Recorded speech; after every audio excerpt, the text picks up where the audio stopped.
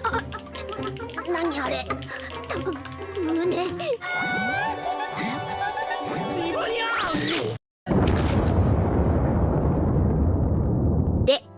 Source: The Familiar of Zero. Welcome back to anidaily. Like and subscribe so you can get 100 girlfriends. The story begins in a place where magic exists. As the academic year began, Mrs. Chevreuse, a new teacher, welcomed the second-year students of Tristane Magic Academy, an educational institute established to teach the art of magic. As class time passes by, everything is sailing smoothly until one thing happens. Their classroom just exploded. Did just the story end here or something? No, it didn't. It's just one student's doing. Phew, I thought we'd migrate that early. Okay, proceed. Now let's all welcome the cause of the explosion, Louise de la Valliere, infamously known as Louise the Zero because of her consistency in casting failures while performing magic. Being consistent sometimes is a curse, I guess. The next day, all the students are gathered outside in the open field because that day is the day of their summoning. Indeed, it is the first exam in their second year and the scary day of their first encounter with their familiar spirit, which they will spend the rest of their life as a part of an aristocratic family. Subsequently, the summoning began, and the first student summoned a bugbear which amazed everyone, seconded by Gage de Grimont, which is conceited, telling that he'll summon the most amazing familiar spirit in the school's history. But in the end, it turns out that he summoned a mole. That's a cute one, I'm certain. Now, Kirk Yvonne Anhalt Zerbs summons a salamander for the second to the last student, quite fittingly for a mage of her prowess and affinity. Given this point, Kirky tells Professor Colbert that Louise doesn't yet perform the ritual and sarcastically chides Louise into summoning a divine, beautiful, powerful, familiar spirit. Considering what Kirky said, with a strong faith in her voice, Louise says her chant. But just like everyone is expecting, an explosion occurs. Now I have this thought in my mind that she's definitely a veteran in the explosion thing. Meanwhile, as the blast calmed down, their body was immediately filled with shock as they saw a young man from another world, which they called a plebeian because of his clothes, typical clothes for humans, specifically blue, loose, long-sleeved jacket-like top with a raised collar and a pair of jeans. Whoa, is that a glitch? It seems like it's not her or his lucky day. Who's unlucky? Louise then seeks permission from Professor Colbert to redo the ritual, but he tells her to complete the contract instead. As she kisses him, runes on his left hand appear, which read Gandalfer. That night, Louise spends time with her familiar, whining about the incomprehensible noise he was blabbering about. Instead of casting the spell that would have silenced him, she threw one that would have made it possible for them to communicate. With that, she knew his name was Haraba Saito, the MC. Better than a pure explosion, right? Later, when MC leaves her room, Louise pursues him, enlisting Greymont and Kirchy's assistance. In the end, they were able to catch up with MC. Poor MC. Previously, MC is walking down the street, having a tough day thinking about finding a job. On his way, he saw a green oval shape amid the crowd. Regardless of its glowing appearance, no one notices it but only him. Why am I seeing what's coming from here? With his curiosity flowing down his body, he went near it and touched it. In a snap, the oval swallows him, which happens to be a portal. Right, curiosity killed the cat. Never doubted that. Now we can see MC with a chain on his neck telling Louise that he came from Earth, specifically from Japan, in Tokyo until a moment ago. She put a chain on his neck. I'm sobbing. Considering what Louise heard, she didn't believe all of it. Indeed, she commanded our poor MC to wash her clothes for tomorrow morning and sleep, as if she did not hear MC's complaint. Rose planning to make him a slave. Given this point, MC accepted his faith and decided to go with the flow and sleep in his straw bed, freezing. Poor MC. Kun, please give him a blanket now. After breakfast with the other aristocrats and familiars, they went outside, where the second-year students built relationships with their new familiar spirits. While walking, they saw Kirk with her familiar. That moment, Kirk again has her sarcastic litany for Louise, Loki insulting her. Now Louise is pissed and throws her anger at MC, commanding him to get her tea. MC is having a good time here, phew. Meanwhile, on his way, MC bumped into a maid on the campus named Siesta, who's on her way to give Gitch the slice of cake he's asking for. Consequently, MC volunteers to Siesta to provide the cake to Gitch. He's planning to give sweet revenge to Gitch for what he did while catching him.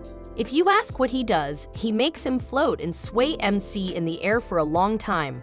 Okay, MC is still kind-hearted for not putting some spice on that cake. Later, Gitchy is caught that he's two-timing because of Luis's doing. Whoa, someone's unfaithful here. With that, MC and Gitchy got into a fight. Okay, things are getting fired up. Luis tries to persuade MC to give up the war, but MC rejects the idea. Luis then begs Gitch to end the conflict, but to no avail. Instead, Gitch starts the battle and summons a brass golem that strikes MC hard in the stomach. Considering the situation, MC still resists Luis's orders to end the conflict despite her repeated attempts to persuade him. Meanwhile, Gitchy offers MC a sword. To their surprise, MC quickly bisects the Valkyria after accepting it and activating Gandalf's power without noticing it. With that, Gitch summons multiple Valkyries, but MC trounces them, resulting in his victory. Now, this is dope. In the end, MC collapses as Luis catches him. Indeed, Luis takes care of him after the fight, evidence of her weariness. After MC has recovered, Luis gives him a load of dirty clothes that he hasn't been able to wash in 3 days. Right, that's what we called a comeback. Subsequently, she takes MC to her class. Afterward, while they're walking as the class ends, MC makes fun of her master after he discovers why she is known as Lv0. Much to her annoyance, she regulates him by depriving him of his meals. Bro cut the string of patience without even trying. In the evening, MC got thrown out of Luis's room because he pissed her off again. He's good at this thing, I'm certain. Luckily, Siesta saw him and brought him to the kitchen where the other plebeians serving in the school were. At that moment, they welcomed MC wholeheartedly and gave him food. Now, as MC heads back to Luis's door. Right, it's the door cause he got evicted a while ago. Kirch's familiar kidnapped him and brought him to her room. At that moment, Zerb started to seduce MC. But then, after catching her seducing MC, Luis tells MC to return with her to the room so she can punish him. Bros got kidnapped and now he'll be punished. I'm sobbing. In Luis's room, MC stops Luis from punishing him and inquires whether she has grown envious of Kirk. According to her, since her family and Kirch's family are bitter rivals, she forbids him from dating Kirk, particularly from that point forward. Soon after, MC gives a detailed account of how Kirch's familiar dragged him into her room to prevent further incidents, especially with Kirk. Luis decides to go to bed and permits MC to sleep. He's saved, I'm certain. The next day, Luis goes to the sword shop with MC to buy him a sword to protect himself. Without them noticing, Kirk, together with Tabitha, followed them. Luis doesn't have enough gold coins, so she buys a cheap sword. Upon seeing that Luis bought a sword for MC, Kirky also purchased a much better sword. Regardless of the high price, she bought it in the cheapest way using seduction. The shop owner is now broke, no doubt. At the academy, Luis and Kirk exchange fire words, finally deciding to hold a duel. However, Tabitha levitates their wands, preventing them from dueling indoors. They opt to have MC decide which sword he wishes to take, to which he chooses both. The two decide to hold a duel, but a mysterious voice suddenly calls them stupid women to stop. The two ladies stare gravely at MC, but Tabitha informs them of the sword that just talked. Sword-kun chose to be honest this time, huh? The blade is indeed confirmed to be an intelligent sword, a sword with its wisdom. MC becomes amused at the sword and chooses it over Kirk's sword. Now, Kirky is broke. The sword introduces himself as Derflinger. Louise laments why she keeps getting the strange things. Right, indeed a fact, Louise, Kun. The evening had arrived, but our poor MC was still doing her master's laundry, complaining about the freezing water and asking why Louise had told him to do it so late. In his miserable state, Siesta shows up and helps him with his current problem. She's always a life savior. Siesta-kun must be a hero in her past life. After washing the clothes, MC thanked Siesta for helping him. At the end of their conversation, Siesta suddenly thanked him for everything, telling MC that he had given her courage. With that, she bid goodnight to him. Consequently, MC returns to Louise's room, thinking something is wrong. But in his shock, Kirk shows up as she opens her room's door. Someone will get preached again tonight. Given this time, MC gets into her trap, telling him she'll give him the sword she brought. But amid their conversation, MC got offended. That's why he gave the sword back to her. In a snap, Kirky tried to provide him with luxurious and essential things to persuade him, just like her ring and heirloom book, but MC didn't give a bunch. Considering MC's reaction, Kirk hugs and pins him on the floor. With this position, Louise opens the door showing her angry face. Now, Louise is preaching to him, right, as expected. The next day, MC learned that Siesta had to serve Count Mott. Considering what happened, MC, with fire in his heart, went to Count Mott's estate to get back Siesta. When the evening comes, MC arrives at the estate but is immediately caught by the soldiers. Oh, that was fast. The soldier brings him to Count Mott and agrees to free Siesta if he gets the Germania's heirloom book. Did you remember the heirloom book?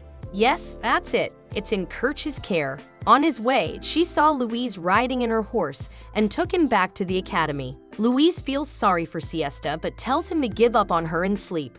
But MC, being MC, went back to Count Mott's estate and tried to get back Siesta without the book and brought a sword instead. Indeed, he didn't get the book from Kirchi because of her condition to date him.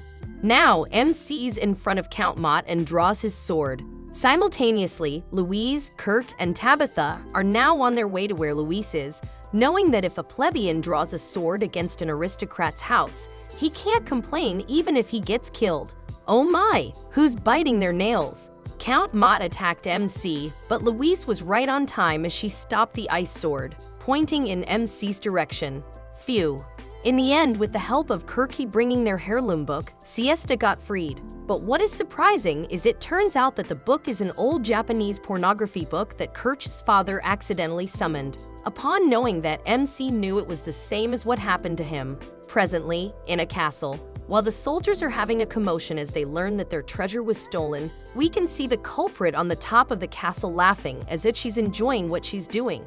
Apart from that, on the wall where the treasure's chest is placed, the anonymous thief engraved a message saying that Sandy Fouquet graciously accepted their treasure. I wonder who it might be. Now let's go back to Louise's situation. When the morning comes, we can see how problematic Louise is as she thinks about what MC will do on the upcoming exhibition day, a campus-wide exhibition of the familiar spirits they summoned. Seeing that MC hasn't any talent, she's definitely in her stressful state. But our dear MC suddenly said he has newly acquired skills that make Louise happy. Phew, that's a relief, MC-kun. But then, as Louise heard his talent, her smile faded. With a smile, MC enthusiastically said that his newly acquired skill is washing underwear. Oh, come on, someone will get bitten now. Louise then gave him a face as MC continued his litany, suggesting a live demonstration of washing her underwear, and gracefully demonstrated it. Now, he's doomed. We can't do anything about it, MC-kun. Everyone knows what happened in the next few seconds, right? Yeah, a whip wave at him? No doubt. Subsequently, when the evening comes, we can see Professor Colbert giving a command to the soldiers guarding the treasure's vault to guard the gate on the day of the event. Given that moment, Longville heard it and talked about it, worriedly saying that Sandy Fouquet was after the treasure there.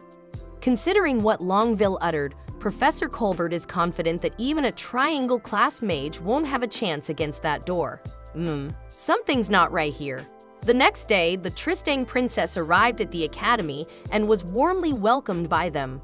When the evening comes, when MC is in the middle of being hit by Louise because of his doings, an unexpected visitor arrives, the princess. MC-kun must be lucky today. It happens that the princess is Louise's playmate during their childhood. At that moment, they had a heartful conversation. The next day, the exhibition day comes, and all of the aristocrats, together with their familiar, show exceptional skills except Louise and his familiar MC. Instead of clapping, they earned the crowd's laugh. At least they earned something, right? Conversely, Sandy Fouquet arrives without one noticing and is now trying to steal the treasure, which uses a golem to destroy the vault. but she fails. Meanwhile, Louise and MC arrive and are shocked by what they see. The Sandy Phuket hostage MC. That's why Louise tries to cast a fireball, but instead of the golem, it hits the treasure's vault, which surprisingly damages it. Given this situation, Sandy Phuket uses this opportunity to steal the treasure and run away. Now everyone is shocked by the incidents. Right, things are getting worse and worse. We can see Kirk and MC inside the class, enjoying themselves as Kirk spoon feeds him. Conversely, anger flows down her body as Louise witnesses the scene between them. Oh, why do I smell some jealousy here? Now Louise can't contain herself anymore and rush toward them. Phew, we already know we'll get beaten, right? Meanwhile, Louise and Tabitha were called to the principal's office. As they arrived in the office, they saw Osmond, the principal, his secretary, Lv0, and other aristocrats. Oh, before I forget, Kercha goes with them as well. Given this point, Lv0 started telling some information she got while questioning people around the city. She was informed of a suspicious figure that goes in and out of an abandoned house deep inside the forest. Based on that testimony, she drew the thief, which is precisely the Sandy Phuket, according to Louise. Seems like things are getting fishy here. Considering their situation, Osmond asked who wanted to volunteer to capture the Phuket, but no one raised their wands. But a few seconds later, Louise, Kirk, and Tabitha raised their rods and volunteered. Things are getting exciting, huh? Lv0 also volunteered to accompany them as a guide. Now I'm suspecting someone. Could it be wrong? As soon as they arrived at the abandoned house, they started to look for Phuket. While MC, Kirk, and Tabitha are looking inside the abandoned house, Louise stays outside to watch, and Lv0 tells Louise that she'll be scouting and leaves. All I can say is the word fishy. The moment Tabitha finds what the Sandy Phuket stole from the academy, the stand of destruction, they hear Louise's shout. Simultaneously, the golem that the Sandy Phuket's controlling showed up. That is unexpectedly expected. Consequently, they started fighting, and the golem overpowered them. While the three girls are in the air riding on Tabitha's familiar, Louise fights the golem using the sword that Kerchi gave. Still, then as he hits the golem, the sword breaks. Golem must be hard, no doubt. Given this point, Derflinger tells Louise to use him, and with hesitation, MC uses Derflinger as he swings Derflinger the mark in his arm light. Now he feels more substantial and faster, but the golem is regenerating, so his attacks aren't doing much. But with the help of the Staff of Destruction that Louise easily manipulated, they defeated the golem. It turns out that the Staff of Destruction is a rocket launcher from his world. Another staff from his world, huh? Now the fish came out, our dear Sandy Phuket. But what makes them bewildered is it turns out that the Phuket is none other than Lv0. I knew it!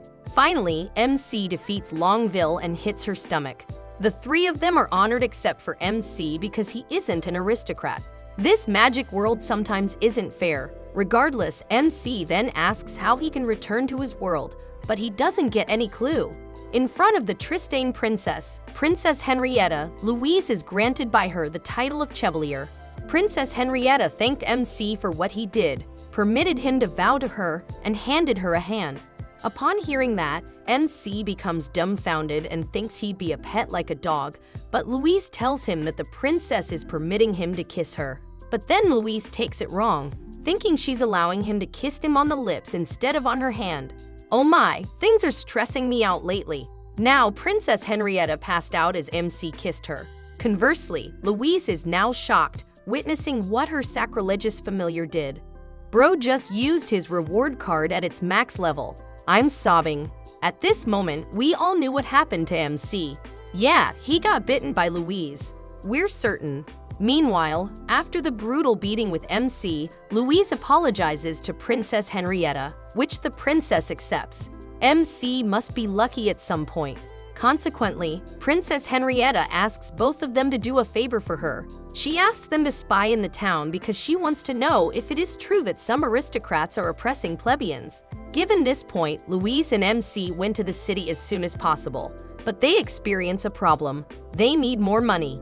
Even in different worlds, money-kun was still the problem. And what doomed their situation the most was when MC left Louise for a while. And when he came back, he just learned that Louise lost all her money at a casino. Now, they're doomed.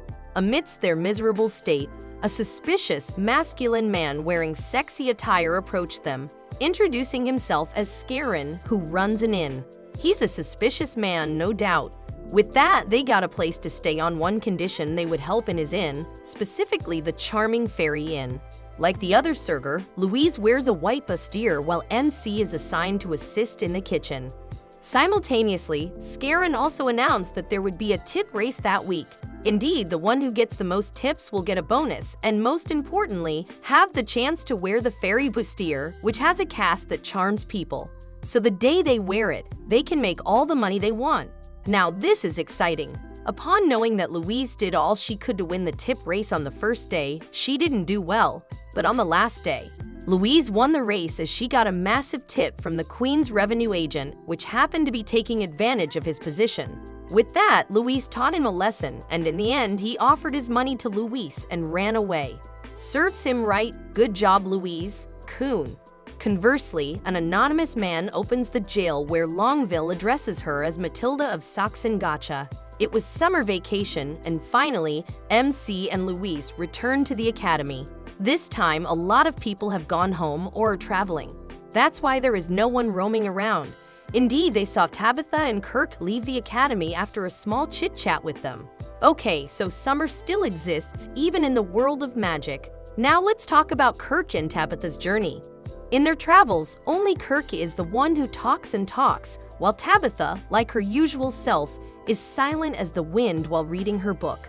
Amidst her litany, Kirk mentioned Tabitha being an exchange student like her. At that moment, she spills that she is studying abroad because she was kicked out of her school, which gets Tabitha's attention. According to Kirk, her parents said she would ruin their family's reputation if she hung around doing nothing, so she was almost forced to marry an old geezer. So that's what her backstory is. Consequently, as they arrived at Tabitha's home, Kirk learned that Tabitha was part of Gallia's royal family. Wah, so Tabitha has royal blood, huh? Kirk also learned from Perserin, the butler of the Orleans family, that her valid name is Charlotte. Okay, so much tea was spilling here. In their conversation, Perserin trusts and tells Tabitha's story to Kirk. According to him, Tabitha's father, the previous King Orleans, was the current king's younger brother. Whoa, indeed, he was killed. I can't handle the tea right now. He continued and uttered that King Orleans excelled in magic, surpassing his older brother, Joseph. Above all else, he was talented and loved by all. 5 years ago, when the king died, the palace's vote for his successor was evenly divided. A fight over a succession, huh? During that gruesome battle, King Orleans was murdered, and those who made Joseph the king tried to eliminate any remaining heirs and targeted Tabitha for extermination. Right, people will do anything for power. That's how the world is. That is also why Tabitha's mother breaks her mind. She sacrifices herself to protect Tabitha. Oh, come on, who poked my eye? The case was highly publicized, and the aristocrat was condemned. Considering what happened, Tabitha called herself after the name of the doll her mother gave to her as a present. Since that day, the cheerful Lady Charlotte has changed into a different person. And since things weren't going as planned, and even though she had enough to deserve her territory, they only gave her the title of Chevalier and then particularly kicked her out of the country. I'm truly sobbing right now. Now let's look at what's happening to the academy. They're all doomed. Why am I not surprised at all? Louise drank Gucci's drink while anger flowed on her body as she saw Louise and Siesta having a good time. Indeed, it's not just a regular drink, it has a love potion from Montmorency. Oh my! Now, MC has a big problem as Louise becomes in love with him. Given that Louise is now under the love potion, she becomes clingy to MC when the morning comes. Okay, someone will not receive a good beating this time. When the evening comes, Montmorency and Gucci are in front of MC and Louise. Note that Louise is now hugging MC. Love potion is something, huh? That moment, Montmorency told him the effect would go eventually, specifically a month or a year later. Now, MC becomes problematic because of this. Yeah, someone's clinging to you 24/7 is a real deal. Subsequently, upon talking to Siesta, MC learns that potions for changing one's feelings are forbidden by law. Whoa, someone will be doomed, Montmorency. Are you there? Considering the situation and knowing it, Louise and Derflinger went to Montmorency and told her to turn back Louise as she was. When Montmorency tries disregarding his command, he cuts her off and asks if there's a way to dispel it.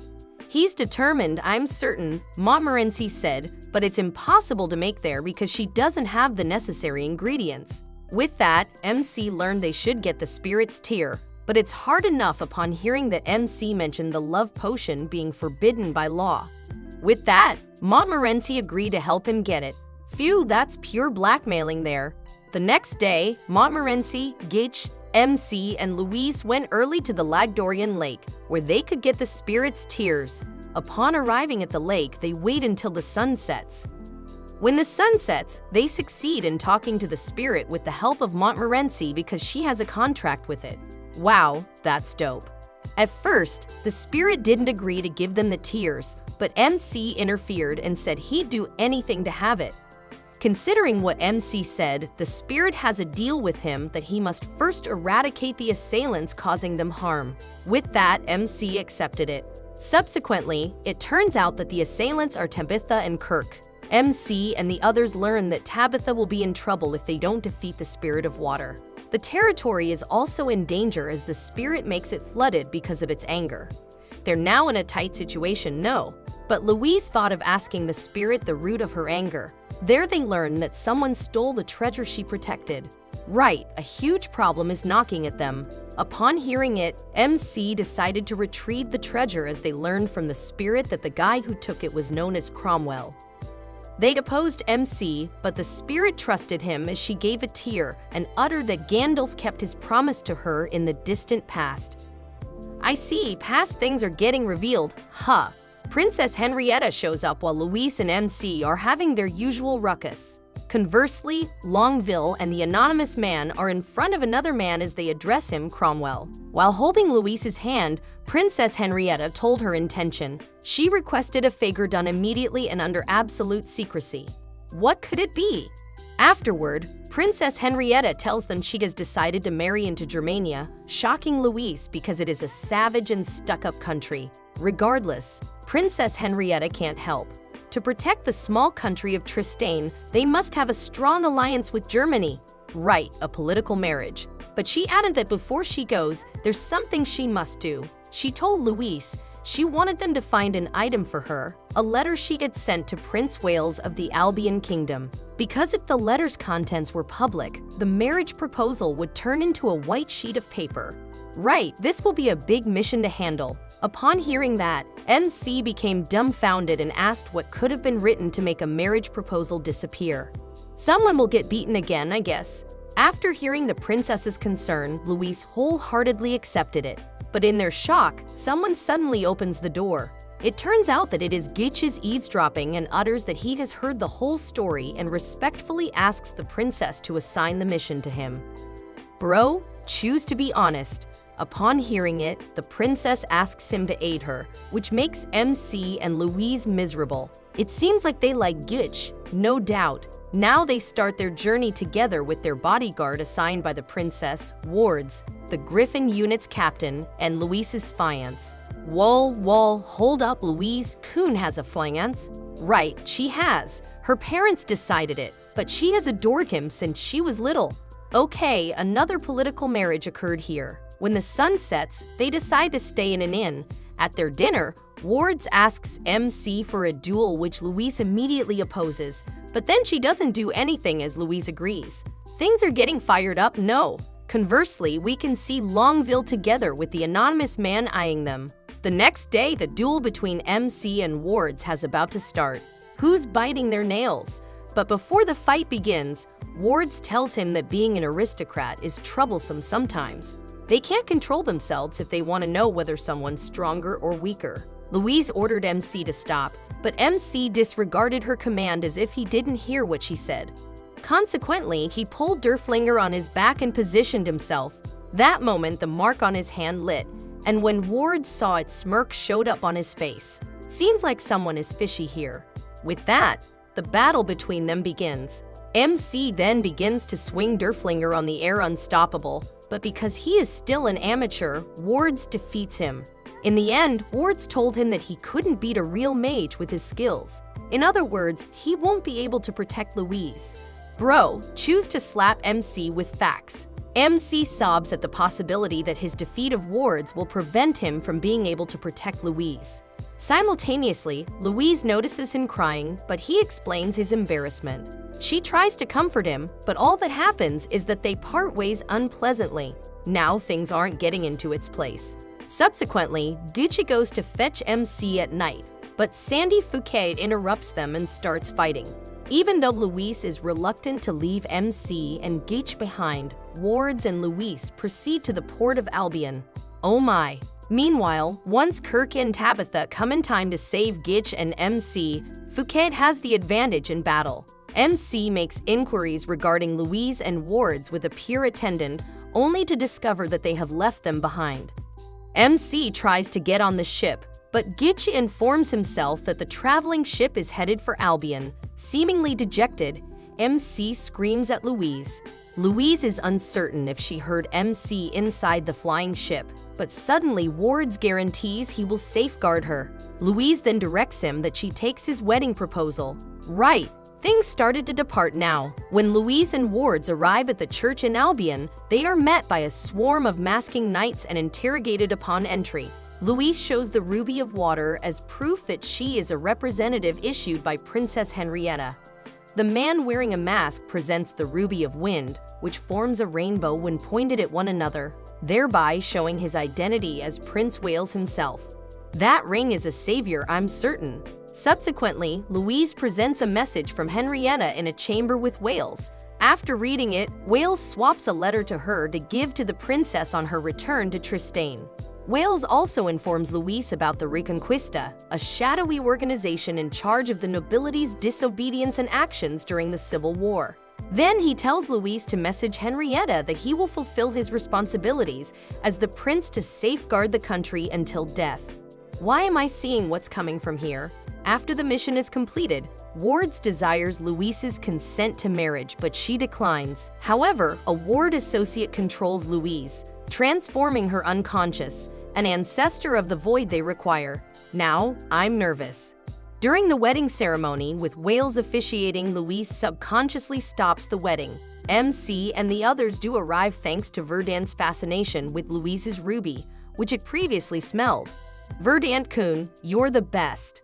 The binding wears off, and the knights try to stop MC with an unaware Wales, but Wards intervenes and stabs Wales. Wales dies in his final hours, offering Louise the Ruby of Wind. No. MC fully stimulates his Gandolfer power in an intense fight of strikes and words, causing Derflinger to absorb Wards' magic. Despite MC's wounding, Wards can take the letter to Louise and flee in the breaking church. Things went upside down fast. To save them from destruction, Kirk, as well as Tabitha, levitate them together. MC kisses Louise as the group returns home. Louise reports to Henrietta about Wales, and the princess wedding has been cancelled. Right, things are tough now. Later, Louise warns Osmond about Reconquista as she learns about void magic and Gandolfer from him. They're alarmed now. Despite what had happened, MC and Louise had a petty argument. I wonder if they're a dog and cat in their past life. Consequently, MC leaves and encounters Siesta, who he asks about a dragon from another world. Whoa, I wonder what it looks like. Afterward, MC goes with Siesta to her home village of Tarbes, then Louise and others follow them. Now, what do we have here? After Siesta gives MC the map showing the location of the wings of the dragon, Kirk, Tabitha, and Gooch, together with their respective familiar spirits, join in going to the area. Whoa, this would be an adventure. Let's go! There they meet with Professor Colbert and Louise in a cave. As they venture deep into the cave, the group locates the dragon, which Siesta's family has kept as an heirloom. Wow, can't wait to know what it looks like. Surprisingly, MC finds a tombstone with a Japanese epitaph. The dragon is an A6M0 fighter, a Japanese aircraft used in World War II. Oh, this is beyond my expectations. it is revealed that Takeo Sasaki, Siesta's great-grandfather, is Japanese and was magically transported to Hokuginya. Okay, so many things are being transported in that world. Afterward, Colbert explains that 2 dragons had flown during a solar eclipse, but one disappeared. He suggests that the timing of the second pilot, Sasaki, was off and that the solar eclipse ended before the second pilot could fly through the portal. They conclude that if the other pilot returns home, this is MC's chance to return home. Luis is left dumbfounded. MC-kun, that is your chance. Meanwhile, Henrietta reports to Archduchess Marianne about the conflict following Whale's demise. Marianne informs her that Germania calls off the supposed wedding. They later cut the formality, and Marianne comforts her daughter with the death of the latter's beloved.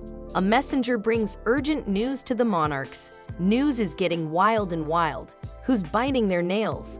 Conversely, the group brings the fighter back to the academy. MC asks Colbert to give him some of the dragon's blood, specifically in his world, the gasoline to fuel the aircraft. Right, that's the blood. Later, Gucci informs Louise that Albion has become the new state of the Reconquista and has declared war on Tristane. Oh, come on, now a war is yet to come. Should we pack things directly?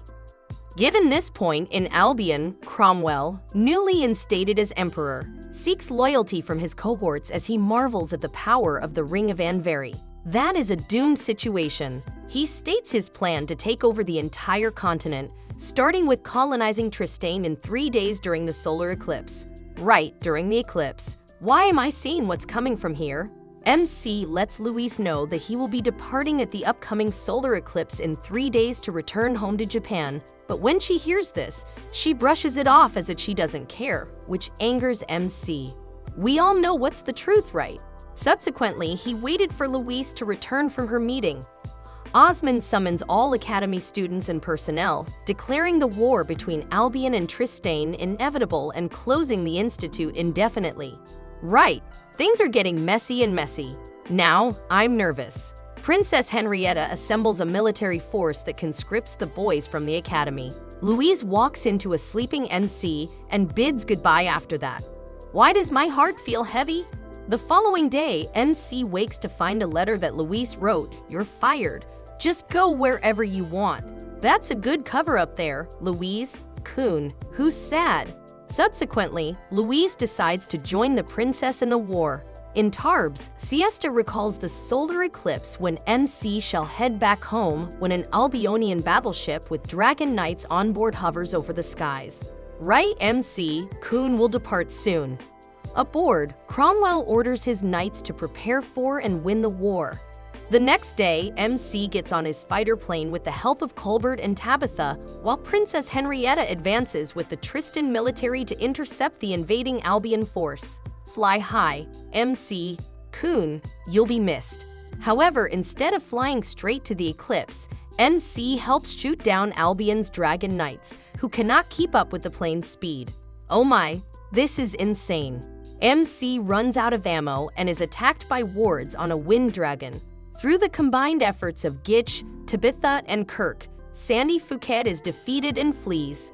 Conversely, Louise encounters the trio and witnesses MC's and Warden's mid-air battle. Kirk, Tabitha, and Louise ride Sylphid as Louise jumps from it to MC's plane, guided by Tabitha's magic.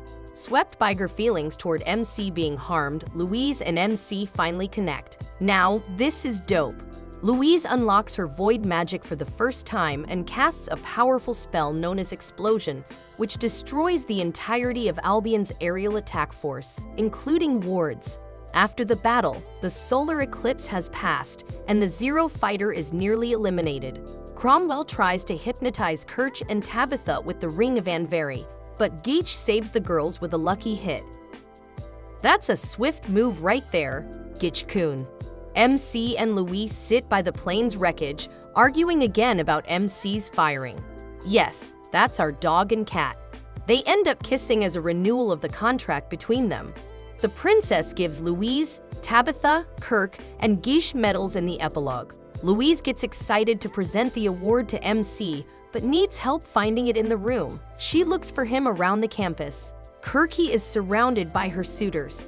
Tabitha gets the ring of Anveri back from Cromwell, and Montmorency and Gooch have their usual lovers' quarrel. Louise locates MC chatting with Siesta and punishes him.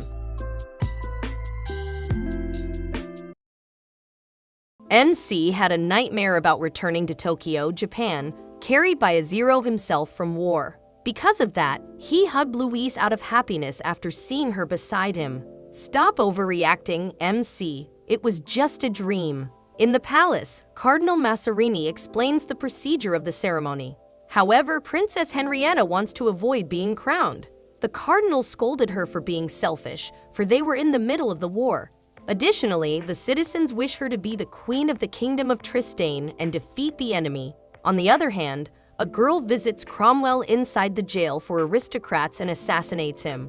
On the other side, MC encourages Louise to go to the parade of the queen because it will be over soon, but Louise gives him glasses as a present instead. But after he put the glasses on, he couldn't take them off anymore. What kind of glasses is that though?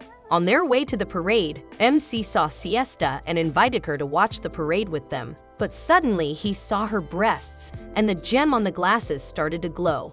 Louise got angry and used her magic on MC. She explains that it was a magical glass called Medusa's glasses. Anytime he looks at other girls with lustful eyes other than her, the gem in the middle of the glasses will glow. I knew it. She tricked him. Poor MC. The explosion happened countless times to teach him a lesson because the gem continued to glow to all the girls they saw that day. I must say he'll never learn. Okay, I already gave up. They managed to reach the parade, and there, they saw the new queen. However, the gem still glowed and made Louise use her magic, but they got arrested for making a scene. Only MC got imprisoned. Due to what happened, Louise demanded that Agnes de Milan, the Musketeer Force's captain, release MC.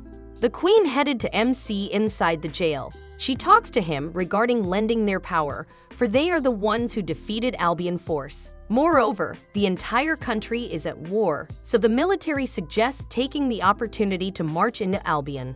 Cardinal Mazarini and senior statesmen agreed, but the queen didn't want the fight if possible. She also requests him to be one of her few allies because only a few can understand and help her. The queen asks him and Louise to be undercover inside the academy because enemies exist within the kingdom too. There she mentioned that Lord Cromwell was assassinated in the jail for aristocrats. I'm sure that you made the right choice, Queen. After they arrive at their home, Agnes tells Louise that the Queen's world should be passed down to her via a member of the Musketeer Force and gives her a code name Zero. OMG, her code name was so cool. The Queen reminisced about what happened 3 years ago between her and Wales in Lagdorian Lake before he died. They were talking under the 2 bright moons, and Henrietta mentioned to Wales the spirit that lives in Lagdorian Lake, also called the Spirit of Oath. She was told that the oath made there could not be torn apart. With that, Henrietta and Wales swore to the Spirit of Water with each other. I hope one day they can finally continue their love story and get a happy ending. The reminiscing of Henrietta was interrupted because Wales called her outside the window. At first, she didn't believe it since he was already dead, but he explained that his double was the one who died. He showed his ring and proved himself to her. He encouraged her to come with him to the Kingdom of Albion, but she refused. I feel that someone just copied Wales to do something terrible. Agnes told Louise and MC the next day that the Queen had been kidnapped. The ruffian who kidnapped the Queen is heading to the Lagdorian Lake, so they start chasing them. MC and Louise borrowed the racket of Colbert and departed swiftly. While flying, they talked about the missing ring of Anveri. This ring is a magical item that gives the dead a false life. On the other side, Wales is now taking Queen Henrietta to Lagdorian Lake to go to Albion using the ship he hides there. On the other hand, Tabitha and Kirky saved Louise and MC when their rocket was about to crash. From there, they saw Wales and the Queen heading to the lake. They managed to corner them and confront him that he is dead, but he declines their accusations. Because of that, Tabitha and Kirk attack him to show that he's a fraud. However, the Queen refuses to believe the truth.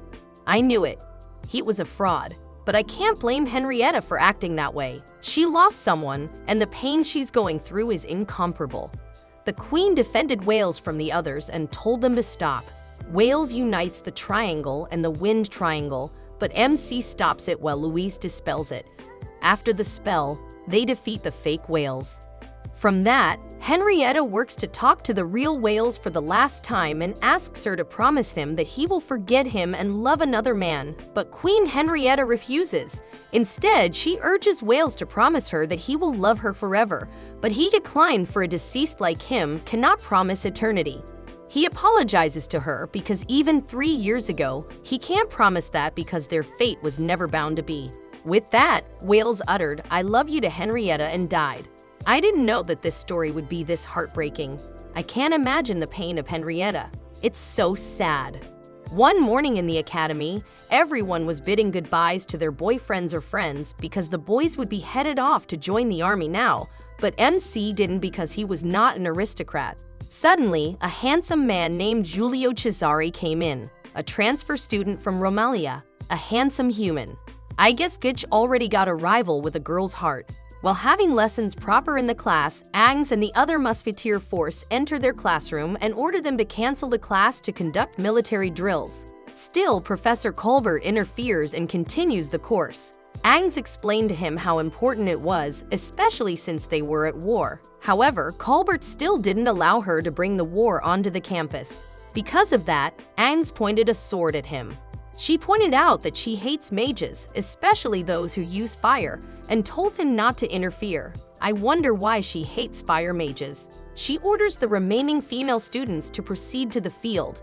While in the area, Montmorency interrupted Agnes in training them with offensive and defensive, for they didn't need it because they were a mage. But Agnes got her wand and told her to prove herself, but she failed. They didn't know what would happen in the future, so she continued to train them with skills that would be able to protect them. While practicing, one of the guards challenges MC one-on-one, but she easily defeats him. That's our Louise's familiar. Agnes wondered why because she saw him how to fight last time, and there, Louise explained that he was using Delflinger that time, his sword. However, Giulio challenges MC for a real fight using his sword Delflinger, for he is curious about how he fights. Whoever wins that fight will get a kiss from Louise. But Louise didn't allow MC to use Delflinger, for he might kill Giulio with that, so they decided to fight using a wooden sword. Oh no, MC, I'm frustrated. MC calls Agnes and asks for help to learn swordsmanship, and she agrees. The following day, the fight started, and most pearls cheered for Giulio, but MC won. However, he didn't kiss Louise. He was upset because he didn't defeat him. He confronted Giulio, and he discovered he would become his partner there, according to the queen. Romalia's Pope also senses danger from Albion, so he sends him to help the queen because both of them avoid war, but the situation is profound. That's why she borrowed strength from MC, Louise, Giulio, and Agnes, for they are the ones who can rely on her. So they agreed. On the other hand, Sheffield, the secretary of Lord Cromwell, announced to their kingdom that Queen Henrietta executed Cromwell, but she was the one behind the assassination. Additionally, she said that they were planning to invade them. Now I'm curious about Sheffield. One morning, the sister of Louise named Eleanor barged into their room and dragged Louise, MC, and Siesta to return to their house. It is due to the military training in their academy that she doesn't like, for she believes that it degraded the academy. She wanted Louise to go home instead and attend bridal training there. Now, they finally reach their house, but MC and Siesta can't help but be amazed. Right, she's an elite. Their mansion tells it all. Given this point, they were welcomed by the maids and the butlers upon entering the house, and there, Louise got welcomed by Cat Leah, also known as Chi Mi, her other sister. Oh my, she's so beautiful. I'm in love, dude, I'm certain. While eating together with their mother, Eleanor asks for the help of their mother to make Louise stay home because she believes that Louise is just an outcast in their school. Louise denied it and told everyone that the queen chose her to help her, but Eleanor just mocked her and asked their mother to get Louise a groom already. Consequently, Louise returned the topic to Eleanor about her engagement to Count Burgundy, which made her angry because their engagement had already dissolved. Yeah, siblings things right there. Simultaneously, their mother stops them and promises to talk about Louise when their father gets home. When they were about to sleep, Sister Cadlia asked if she already had someone she liked, but she denied it. Louise went to the room and found Siesta, but MC wasn't. On the other hand, MC is also finding Louise, but he is gone in the space of Eleanor. That's why she punishes him. Louise went back to their room of Katlia and cried to her. The following day, their father returns and orders her to return to their house and get a groom, ending their conversation. With that, Louise runs away. Oh, now I know where Eleanor gets her hair color. Katlia visits MC in his room and tells him about Louise getting married. She knows that MC wouldn't want that to happen, so she tells him to go after Louise and plan how they will escape their house. With that, he fetches Louise. At that moment, she refused to go to MC. She spills her burden about her void magic that she can't tell her family. That's why nobody gets her credit, because they believe that she offers nothing. MC tried to calm her, but she ended up in an argument. I expected this to happen. 80% of their scene was full of arguments though. Just kidding. Later on, MC confesses her feelings to her and ends up kissing each other. Louise's mother and father saw it. That's why her father ordered the guards to capture him, but they managed to escape according to plan. Katlia was so cool. I have a crush on her already. The female students in the academy continued to train, including Louise, but it was halted due to the arrival of Agnes. She announced that upon their request, they should practice practical magic. For that, they brought a special teacher from the National Magic Academy, and to their surprise, it was Eleanor de la Valliere. Oh no, I couldn't see this happen, huh? Brace yourself, Louise. Because of that, Louise confronted her older sister and said that Queen Henrietta personally requested her assistance to help the academy, especially her younger sister. Suddenly, Katlia came, which changed the mood of Louise instantly positively. She went as an assistant of Eleanor. MC was about to be punished by Louise after she saw him with Siesta in a single room, but they heard an explosion in the principal's office. They headed there and discovered that a ruffian had broken into the principal's office. What could it possibly be? Later, Agnes talks to MC to borrow his strength to solve the case. The ruffian breaks the safe and gets the wind and water ruby on it. Queen Henrietta asked old Osmond to hold it the other day, so he did. Fortunately, the ones stolen were just imitations. The real one is forwarded to his friend in Romania. However, there was no sign of anybody escaping from or entering the campus, so they had a feeling that the ruffian was an insider. Wah! I guess it would be fun hunting the culprit down this time. Julio said the criminal was an earth magic, so all the mages were suspects, including Louise. The ruffian has a seal pressed upon her chest, made by old Osmond before she escapes. From there, they start the mission. They started to check everyone's chest secretly. However, they heard an explosion again. It was in the room of Katlia. Not my Katlia, please. She got a burn on her chest. Agnes interrogated Katlia about the ruffian who entered her room and found out that the ruffian burned her in the chest using the candle stand she melted and threw a silver liquid at her. However, everyone suspected her since she could also use earth magic and planned and enacted everything to escape from what she did. Later on, Michel, the vice captain of the musketeer force, calls Agnes, shows the imitation rings they found in the hay, and asks Katlia if she admits the charge, but Katlia denies it. Eleanor used the magic potion that has the power to bring back a thing to its rightful owner, the hair she found in the melted candle, and from there, they found out that Michel was the person behind all of this. Agnes also shared with everyone that the principal only told them that the ring was an imitation to trick the ruffian. Michel was so surprised and got caught by what she did. She was about to escape, but everyone was able to stop her. There, what a manipulator. Presently, Agnes can be seen on his way to Princess Henrietta's room. As she arrived, she introduced herself and showed respect to the princess. Upon seeing her, the princess asked if she had already done her research.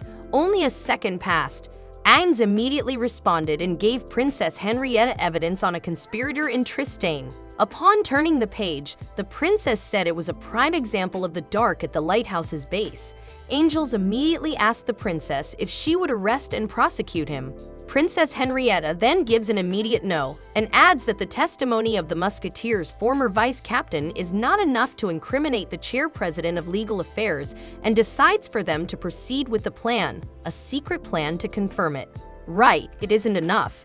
Aiden opposed her, pointing out His Highness' safety. But then, Princess Henrietta assured her by telling her that she has a reliable bodyguard, MC. Good choice of words, princess. Now, riding in her horse, Agnes is thankful to her, as she utters in his mind that not only she has given rank and a title to a plebeian like her, but she even gave her a chance to take revenge upon her foe. Right, justice will not prevail until those who have caused suffering are made to suffer themselves. Subsequently, we can see MC and Louise heading to the Tavern Charming Fairy Inn to receive further instruction from Agnes. But as they walk, MC keeps complaining, making Louise pinch his ears as she pulls him inside the inn. This is the usual Louise and MC, our dog and cat.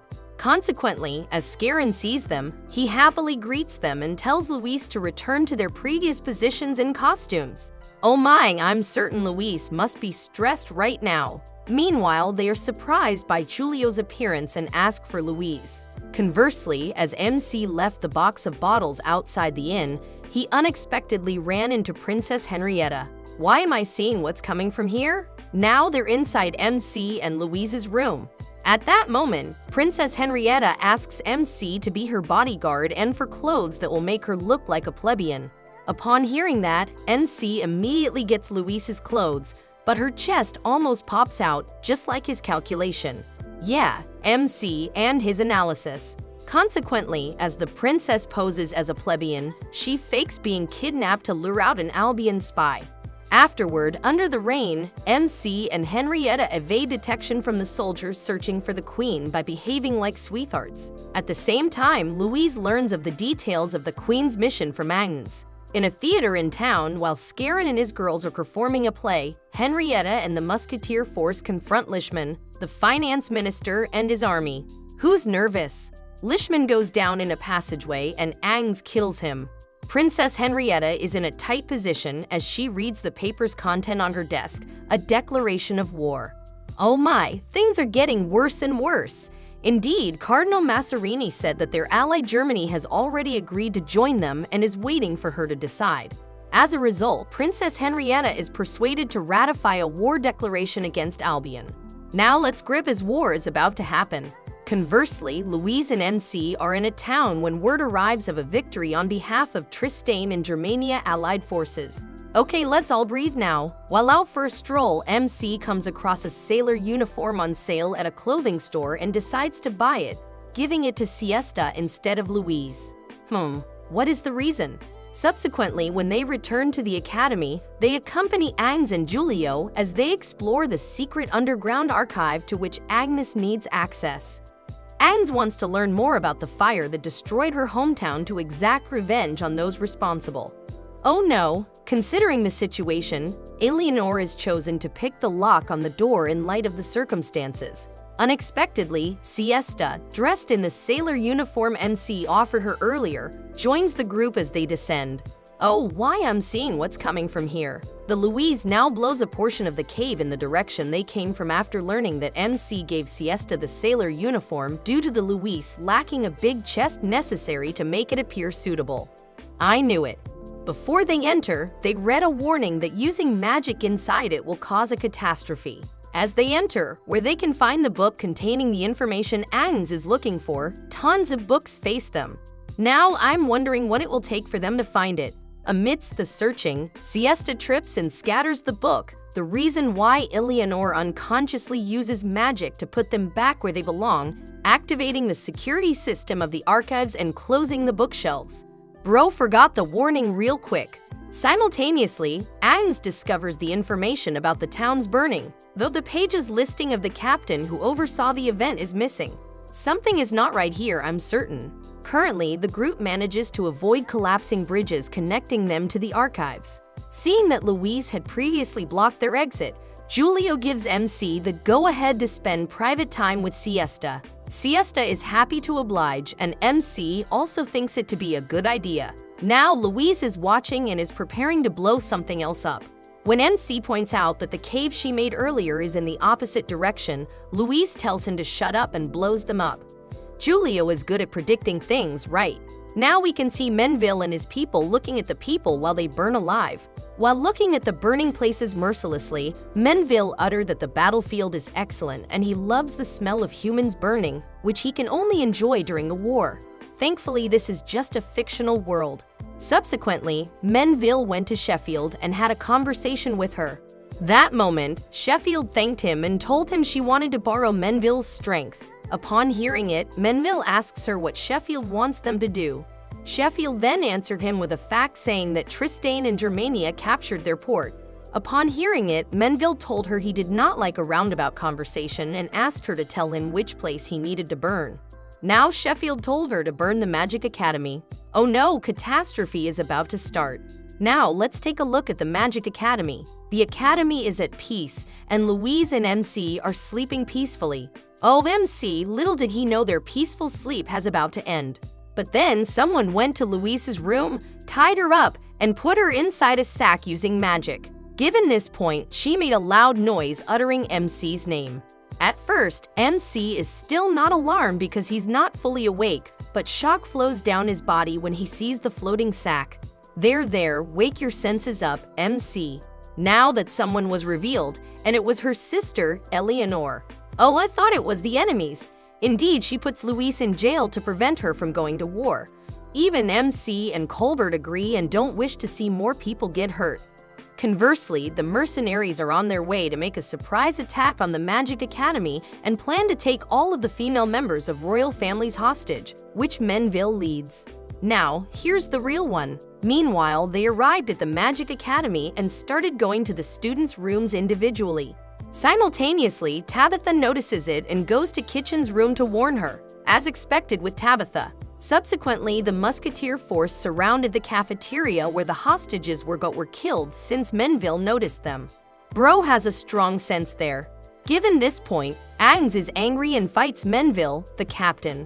Conversely, MC releases Louise to see their friends and plans how they will rescue the hostages, as it will take too long for the reinforcements to come from the palace. Yeah, reinforcements are always late, just like in the movies. Going back to Agnes, she discovered Menville attacked the village of Dumbletel and burned it to the ground 20 years ago, where she is one of the only survivors. That moment, Menville revealed he was the vice captain, and Engia, the flame snake, was the main captain with a flame that burned everything. At this point, Agnes can't believe all of it. In a flashback, we can see a man standing before the burning town as guilt flows down his face. He's undoubtedly the flame snake Menville is talking about. As Menville was mesmerized by that memory, he furiously uttered that he was in search of that man himself, the man who inflicted a wound upon him. So that's where his desire is rooted from. Given this point, with a massive desire in his heart, he shouted to burn that man, and that's all he wished for. Conversely, the group of MC, together with Mr. Colbert, is now behind the bush a few meters away from where the hostages are. That moment, Kirky told them the enemies didn't know they were there, which was the key to a surprise attack. But Mr. Colbert opposes and firmly utters that they're professionals, so cheap tricks won't work against them. Sensei chose to be honest this time. Kirky opposed him and pushed her idea, but Mr. Colbert halted them as he earnestly said he could end that matter. Considering the situation, Mr. Colbert called MC and devised a plan to enter the building to save the hostages. Conversely, Menville explains to Agnes how his captain ruthlessly burnt her town to ashes. That night engraved a mark in his hole, no doubt. Meanwhile, the team uses their combined magic to enter the building, and during the attack, Menville recognizes Colbert, who is, in fact, his captain, Snake of the Flame. Now, this is a big revelation. The two begin a heated battle. At that moment, Agnes becomes furious and charges Colbert. Right, I'm starting to bite my nails. Menville fires a lethal fireball toward Agnes to stop her from interrupting them, and Colbert pushes her away from the blast and is struck in the crossfire. Upon seeing it, Agnes recognizes that Colbert also saved her from the fire before because of the mark on his neck. With a fire in her heart, Agnes kills Menville as Menville tends to kill Colbert. After Agnes successfully kills Menville, Mr. Colbert, in his last moments, explains what had occurred on that painful night. He said he had been ordered to destroy the town as it was reportedly struck with a deadly plague. After discovering no curse, he found a girl, Agnes, who was the only survivor, and he carried her to safety. As he lives in this world, that painful night hunts him, I'm certain. Simultaneously, Kirk, Louise, and MC arrive in time. Considering what happened, Agnes is still infuriated, and she holds up her sword to strike a final blow to Colbert, but he dies before she can do so. The next day, Louise and MC are saddened by the death of their teacher as they read a letter he wrote saying how much Colbert wanted to see MC's world. I guess someone poked my eye hard. At that moment, Agnes is still undecided about ever forgiving him. I understand her. Now we can see Louise and MC in front of Princess Henrietta. Upon seeing Louise, Princess Henrietta rushed to her happily, saying she was sorry for calling Louise to Albion. Subsequently, General Poitier says he's sorry to ask Louise because they're their rival, but he wants to wield her magic for the country's sake. Now, this is a new challenge for Louise. With that, Louise and MC are sent to Albion and assigned a special mission by Princess Henrietta to attack the enemy's line of defense, the city of South Gotha. Simultaneously, General Poitier explained the details to them. The plan is to attack the town with Louise's void magic to disable the enemy from engaging in battle and to prevent the death of innocent people during the crossfire. Louise accepts the mission, but MC is reluctant to join the war because of what the late Mr. Colbert has told him. As expected with MC, during the attack, Louise is unable to perform her void magic. Air fighters attack them, and the Zero fighter plane is forced to abort the mission and land in a snowfall. Conversely, with no news from Louise and MC, the Queen reluctantly agrees to send their army head into battle. Meanwhile, Louise debates how to explain their failure to the Queen while MC carries her. Right, our cat and dog.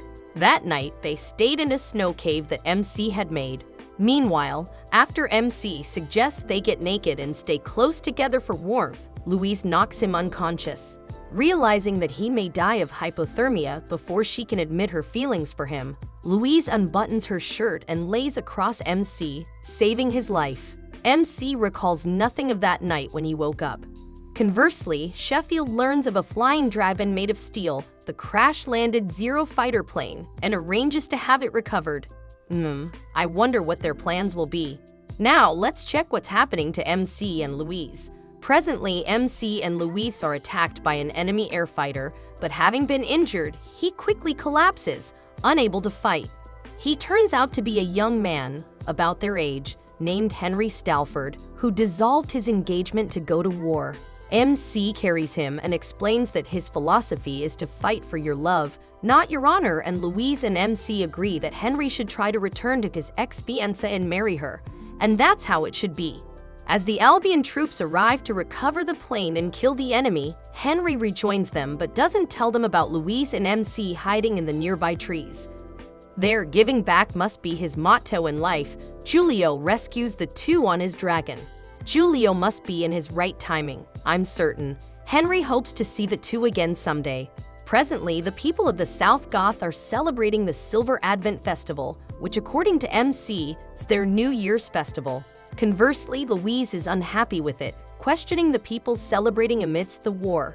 Upon hearing it, MC opposed Louise, and with that, they started their usual fight. I wonder if that's their love language. Afterward, Louise walked away, telling MC she'll go alone to Princess Henrietta, and just like usual, MC followed her. Yeah, we're already used to this scene, right? We can see Louise together with Agnes in front of Princess Henrietta.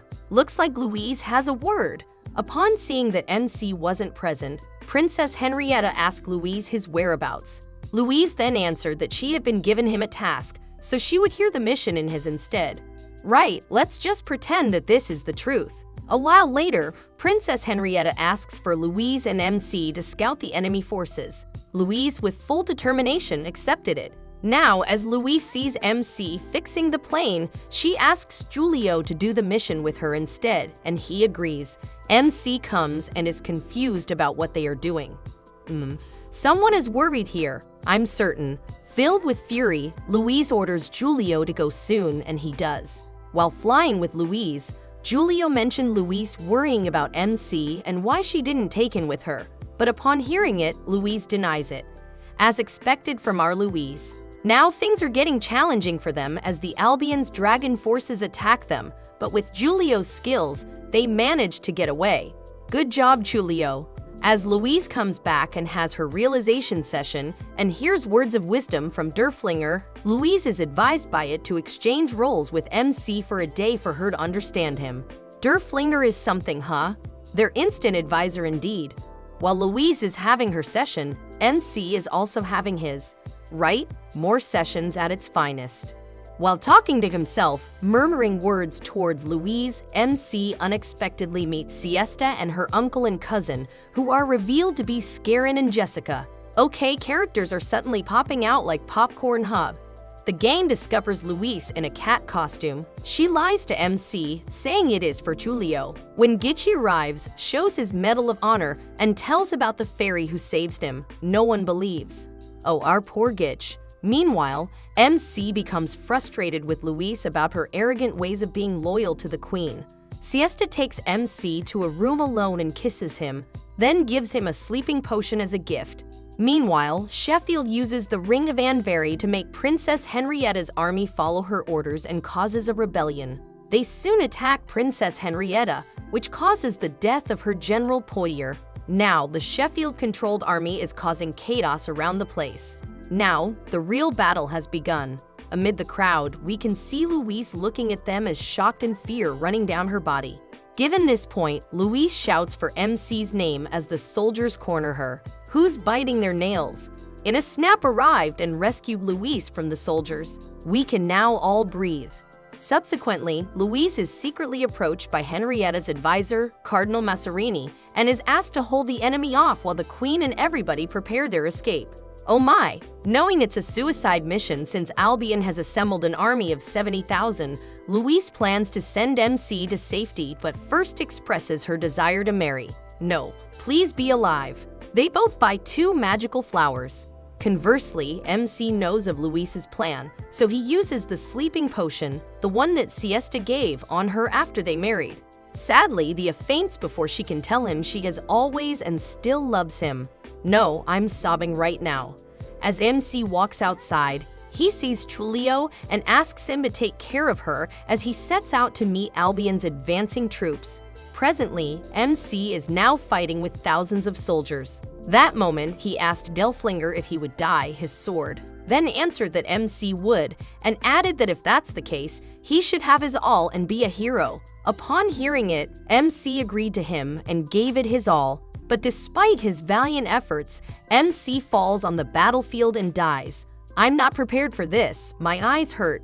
MC. Almost everyone is saddened at the Christian Academy by losing their hero MC. Right, everyone isn't prepared for this. No one is prepared for this. Consequently, Louise collapses in grief at MC's death. Now she's crying over the flower, which doesn't have its blue light like before, indicating that MC is already lifeless.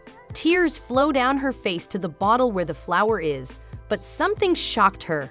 Suddenly, the magical flower that is connected to MC comes back to life. Given this point, Louise runs out of the academy. Oh my, now my tears are all gone. As Louise looked at her surroundings, he saw MC walking. Everything around her went muted as she ran towards MC, who's sobbing.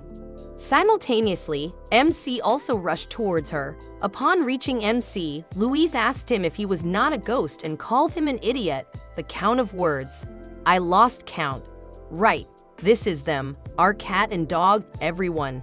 After their heartfelt conversation, MC tells Louise that a fairy saved and revived him, but mentions that she had large breasts. Louise flies into a jealous rage and shoots explosion spells at MC again. Yes, the very usual scene we love. The next season starts with our MC straddling Louise in bed, and she called him names for doing so. Seems like his charm doesn't affect her genuinely hard. He apologizes for his behavior, but she refuses. The maid arrives, and MC swiftly gets out of bed and tells her that he didn't do anything. It doesn't take long after they hear the scream of Louise. They asked her why, and she pointed out his hand. His rune is fading. Oh no, my heart, I'm sobbing. While the students are reminded of the peace they have due to countless sacrifices, Louise can't stop but think of why the rune disappeared. Similarly, MC also thinks the same.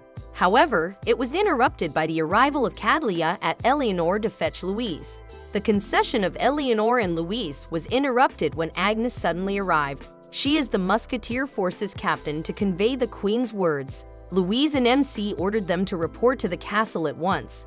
While heading to the court, they talk about the disappearance of the rune and its indication that the contract as her familiar is over, which leads them into an argument.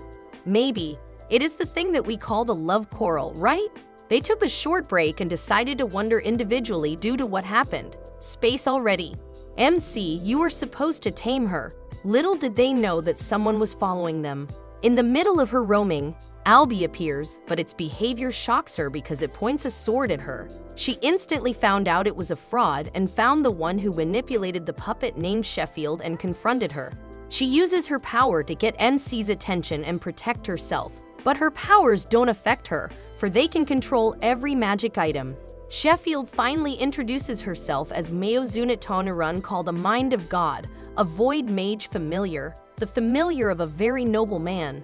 She attacks Louise, but MC finally appears, protects her, and gets her time to chant the void magic. That's my boy. But Joseph, the king of Gallia, ordered Sheffield to retreat, so she did. After that, they continued their travel and finally arrived at their destination. From this moment, she gave a letter of appointment to MC to be her knight for saving Tristane. Also, the letter means that he'll become an aristocrat, but he refuses the offer. Albie mentioned the stoppage of his heart once in a war, but he was saved by a fairy named Tiffania in Albion Kingdom, South Gotha Province, village of Westwood. She has a magic ring on her finger that resurrected him. The night comes and a nightmare awakens Louise, so she looks for him and finds him on the balcony. She cried and spilled all her hatred on him, but later on she told him not to go anywhere again, and their conversation is followed by the possibility of binding the contract again to be her familiar. Due to MC's rune's disappearance, Siesta thought he was a free plebeian, so making a move on him isn't a big deal anymore. It seems like Louise got a rival this time. On the other hand, while Louise and MC are heading to their secret mission given by the Queen, which is finding the fairy, they see Siesta carrying plenty of suitcases containing food for them. While traveling, Louise reminds Siesta to make little effort for MC, for he will take advantage of her. Siesta wouldn't bother since he wasn't her familiar anymore. She asks MC how long he intends to live with Louise because if he lives alone, she will take care of him, but MC quickly turns her offer down nicely. Try not to reject MC, you'll find yourself dead afterward. The night comes and they eat dinner. Louise refuses to eat because she is troubled by whether their resummoning will work. After all, renewing the contract for the second time isn't possible. The following day, they continue their travel, and they are almost at the village of Westwood, but suddenly, MC sees a familiar girl, so he runs after her. He confirmed that it was Tiffania, and he called her. Tiffania ran back too and hugged him. However, Louise saw everything. Everyone was in awe of Tiffania's breasts, especially her. Oh my, I guess she's much threatened with her than Siesta, poor Louise. They decided to stay at Tiffania's crib that night, and Louise confronted them about their score. MC defends Tiffania against Louise because she is harassing her, which makes her walk out. Ouch, that's a pain. On the other hand, Sheffield sensed that there is also a void mage in Westwood, so she goes there. Siesta finds Louise and encourages her to go back. While heading back, they talk about Tiffania's breasts and how cute she is. However, their conversation was interrupted by the arrival of Sheffield. She attacked them while demanding the other void mage in them, which left them clueless. She defended the two using magic, but it wasn't enough to protect them. With that, she tries to resummon a familiar, hoping that MC will come out, and she doesn't fail. MC came. OMG my heart. Sheffield couldn't believe what she witnessed. A familiar appears twice after summoning. Destiny is taking their side this time. They are ready to fight Sheffield back, but she has already decided to leave the place. Louise tells MC everything and makes a ritual in the Pentagon that governs the 5 powers to make MC familiar officially. And for the second time, he regains his strength. On the other side, Sheffield apologized to Joseph for failing to find the other void mage, but she confirmed with her 2 eyes that Gandalf was back. The following day, they decided to go back, including Tiffania. But she was a bit anxious, for it was her first time to venture far from her home. Several days later, they finally arrived at their destination, the kingdom of Tristane, where the queen lives. The queen welcomes them and offers MC the title of a chevalier for the second time since he regains Gandalf's mark again, but is interrupted due to the introduction of Louise to Tiffania. The queen was bothered because she couldn't see her face due to her hat, but explained that it was because of her elf ears. She still looks good with her ears though. She tells them that she is a half-elf. Her deceased mother was an elf and the mistress of Archduke of Albion, which makes her secretly live alone in the middle of the forest. The queen clarifies that she isn't disgusted with her, instead offering her support for saving MC. After that, the queen provides them with some tea and asks Agnes about their recent mission. They tell about their encounter with Sheffield. The question for MC about being a chevalier is brought up again, and this time, he accepts it confidently. Whoa, it makes him even more attractive. On the other hand, Joseph, the master of Sheffield, plans to play a little game wherein he will attend the conference because Tristane, Gallia, and Germania will try to acquire Albion. Further, the Queen, Louise, and MC are discussing the other wielder of the void, which Sheffield mentions. They asked Tiffania about it, but she said she had no idea. But the fact that the blood of an elf flows in her veins pushes Louise to ask since she can also use magic. But because of it, she remembered her tragic past, which made her run away.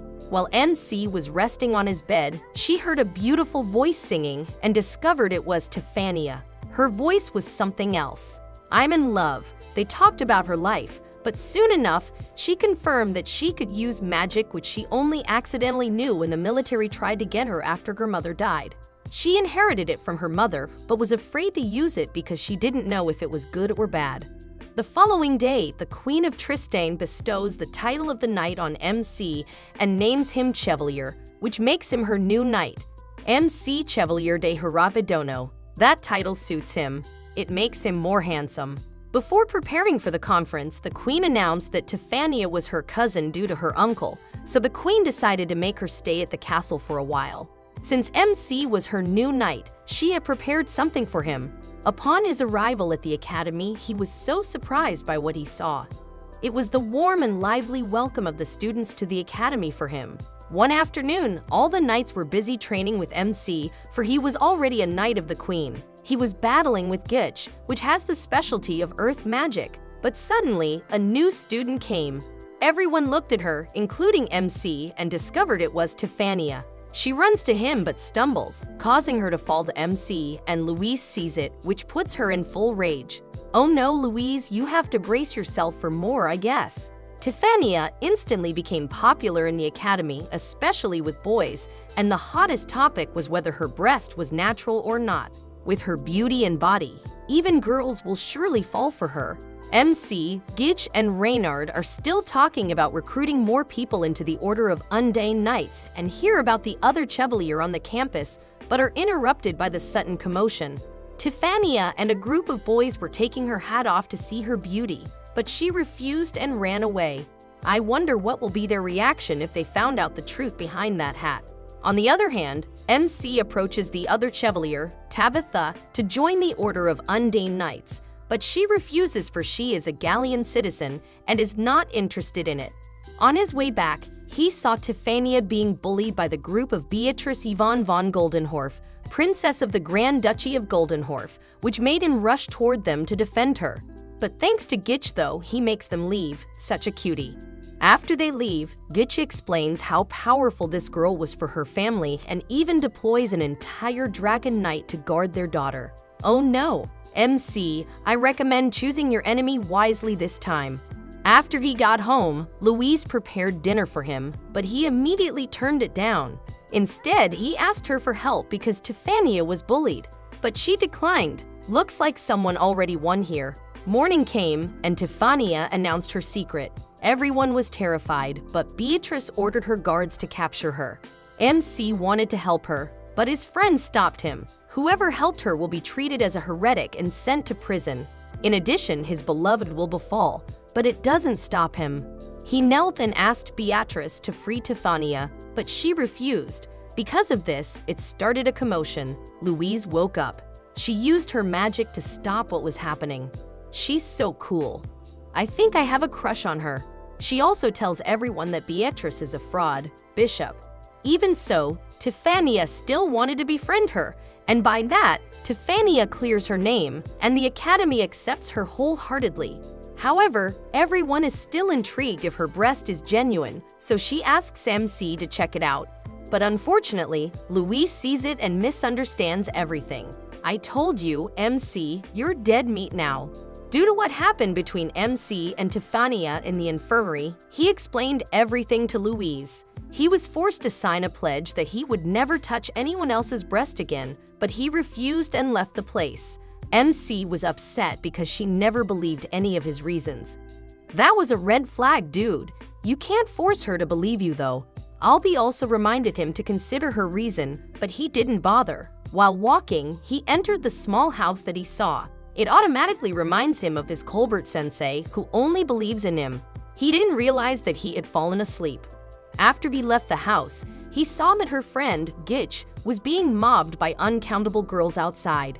He becomes even more popular due to her action in the commotion that happened between them and Beatrice, but Montmorency isn't happy with this. Seems like MC isn't the only one who's dead here. Maricorn even gets popular with girls too. His friends pity him because he has gone into a fight again with Louise, so they plan something special for him. On the other hand, Louise was waiting for him to return, but Siesta said he would not. She wants to forgive him but cannot because of what he did. Going back to MC's friends, they pull MC to the place they called Holy Land, which happens to be the girls' bathroom. Boys, it sounds like heaven, huh? They made a hole in it and let MC see it first, and there he saw Louise and Tiffania talking, which made everyone go wild after they heard the name Tiffania. There, Tiffania asks Louise if she can touch her breast to feel what the natural breast feels like, and in return she can do the same. That was also when she realized that MC was telling the truth and that he didn't initiate the happening between Tiffania and him because Tiffania said it innocently. It didn't take long after MC realized that the boys would see the body of Louise, so he shouted at them. Because of that, the boys got caught for what they did and got hunted by the girls. MC was the only one who was saved because of Tabitha's tornado. He was about to get caught, but Tabitha was fast enough to pull her next to him, but she was naked. You really can't get away with trouble. I pity you. There, he discovered that she was afraid of ghosts, making her lose consciousness. There, he saw uncountable dolls dancing. Maybe it is the ghosts that Tabitha was about. Louise found him there without noticing Tabitha, and they reconciled all the misunderstandings and even promised that he would never touch another breast again, not until Tabitha woke up and Louise saw her naked.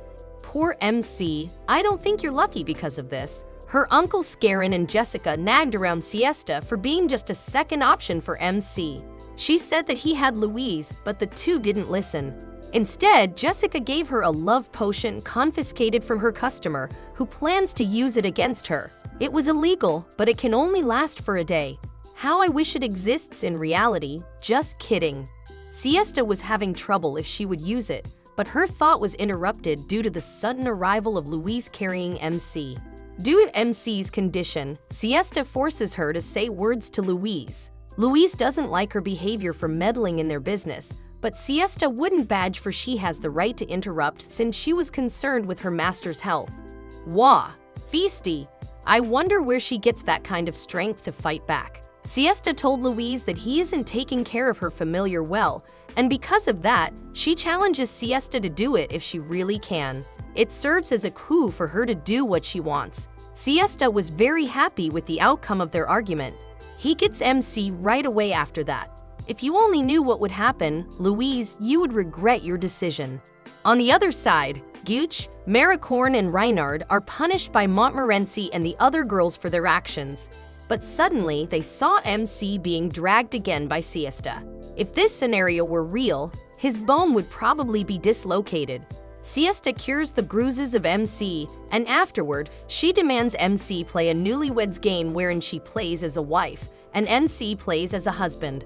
MC agrees to her demand, plays along, and asks for food first. This guy was something. He doesn't learn from everything, doesn't he? On the other hand, Louise couldn't believe herself for letting this happen, so she decided to look for them.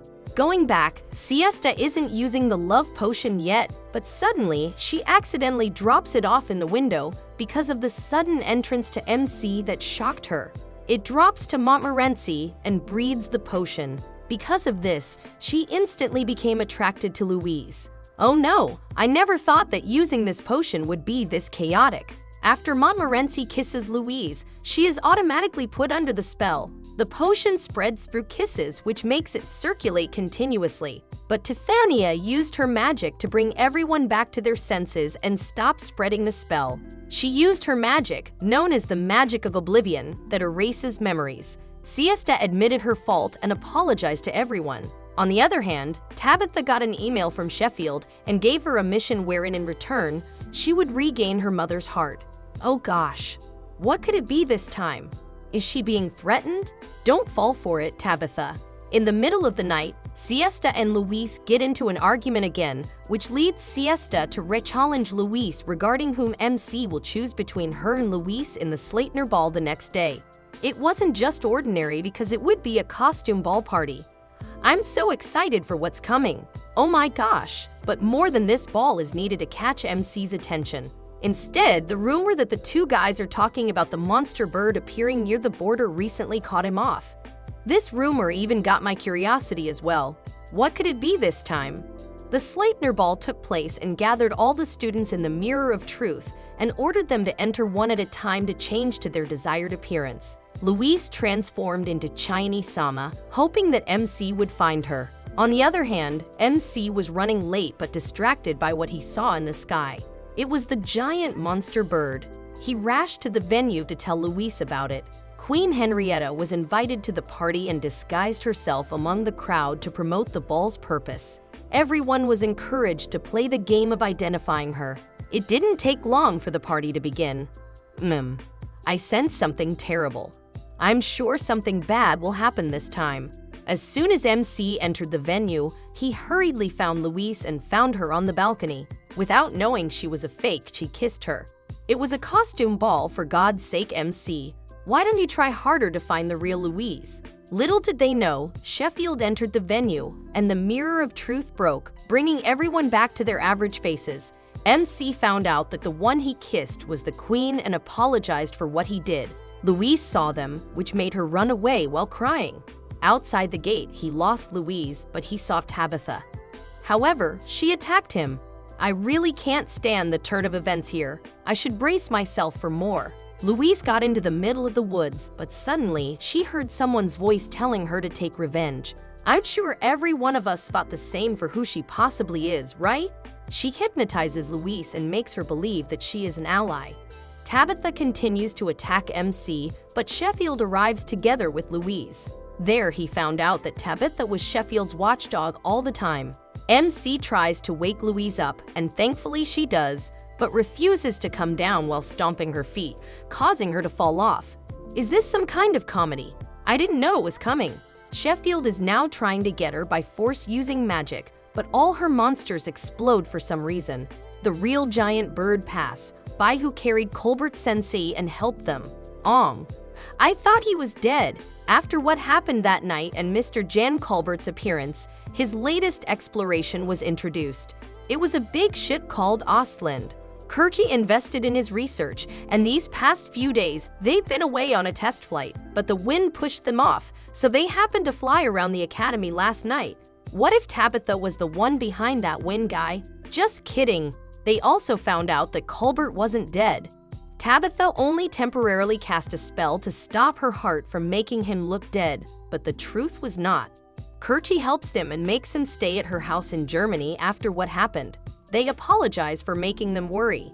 Due to MC's encounter with Tabitha, he can't help but think on why did she do that.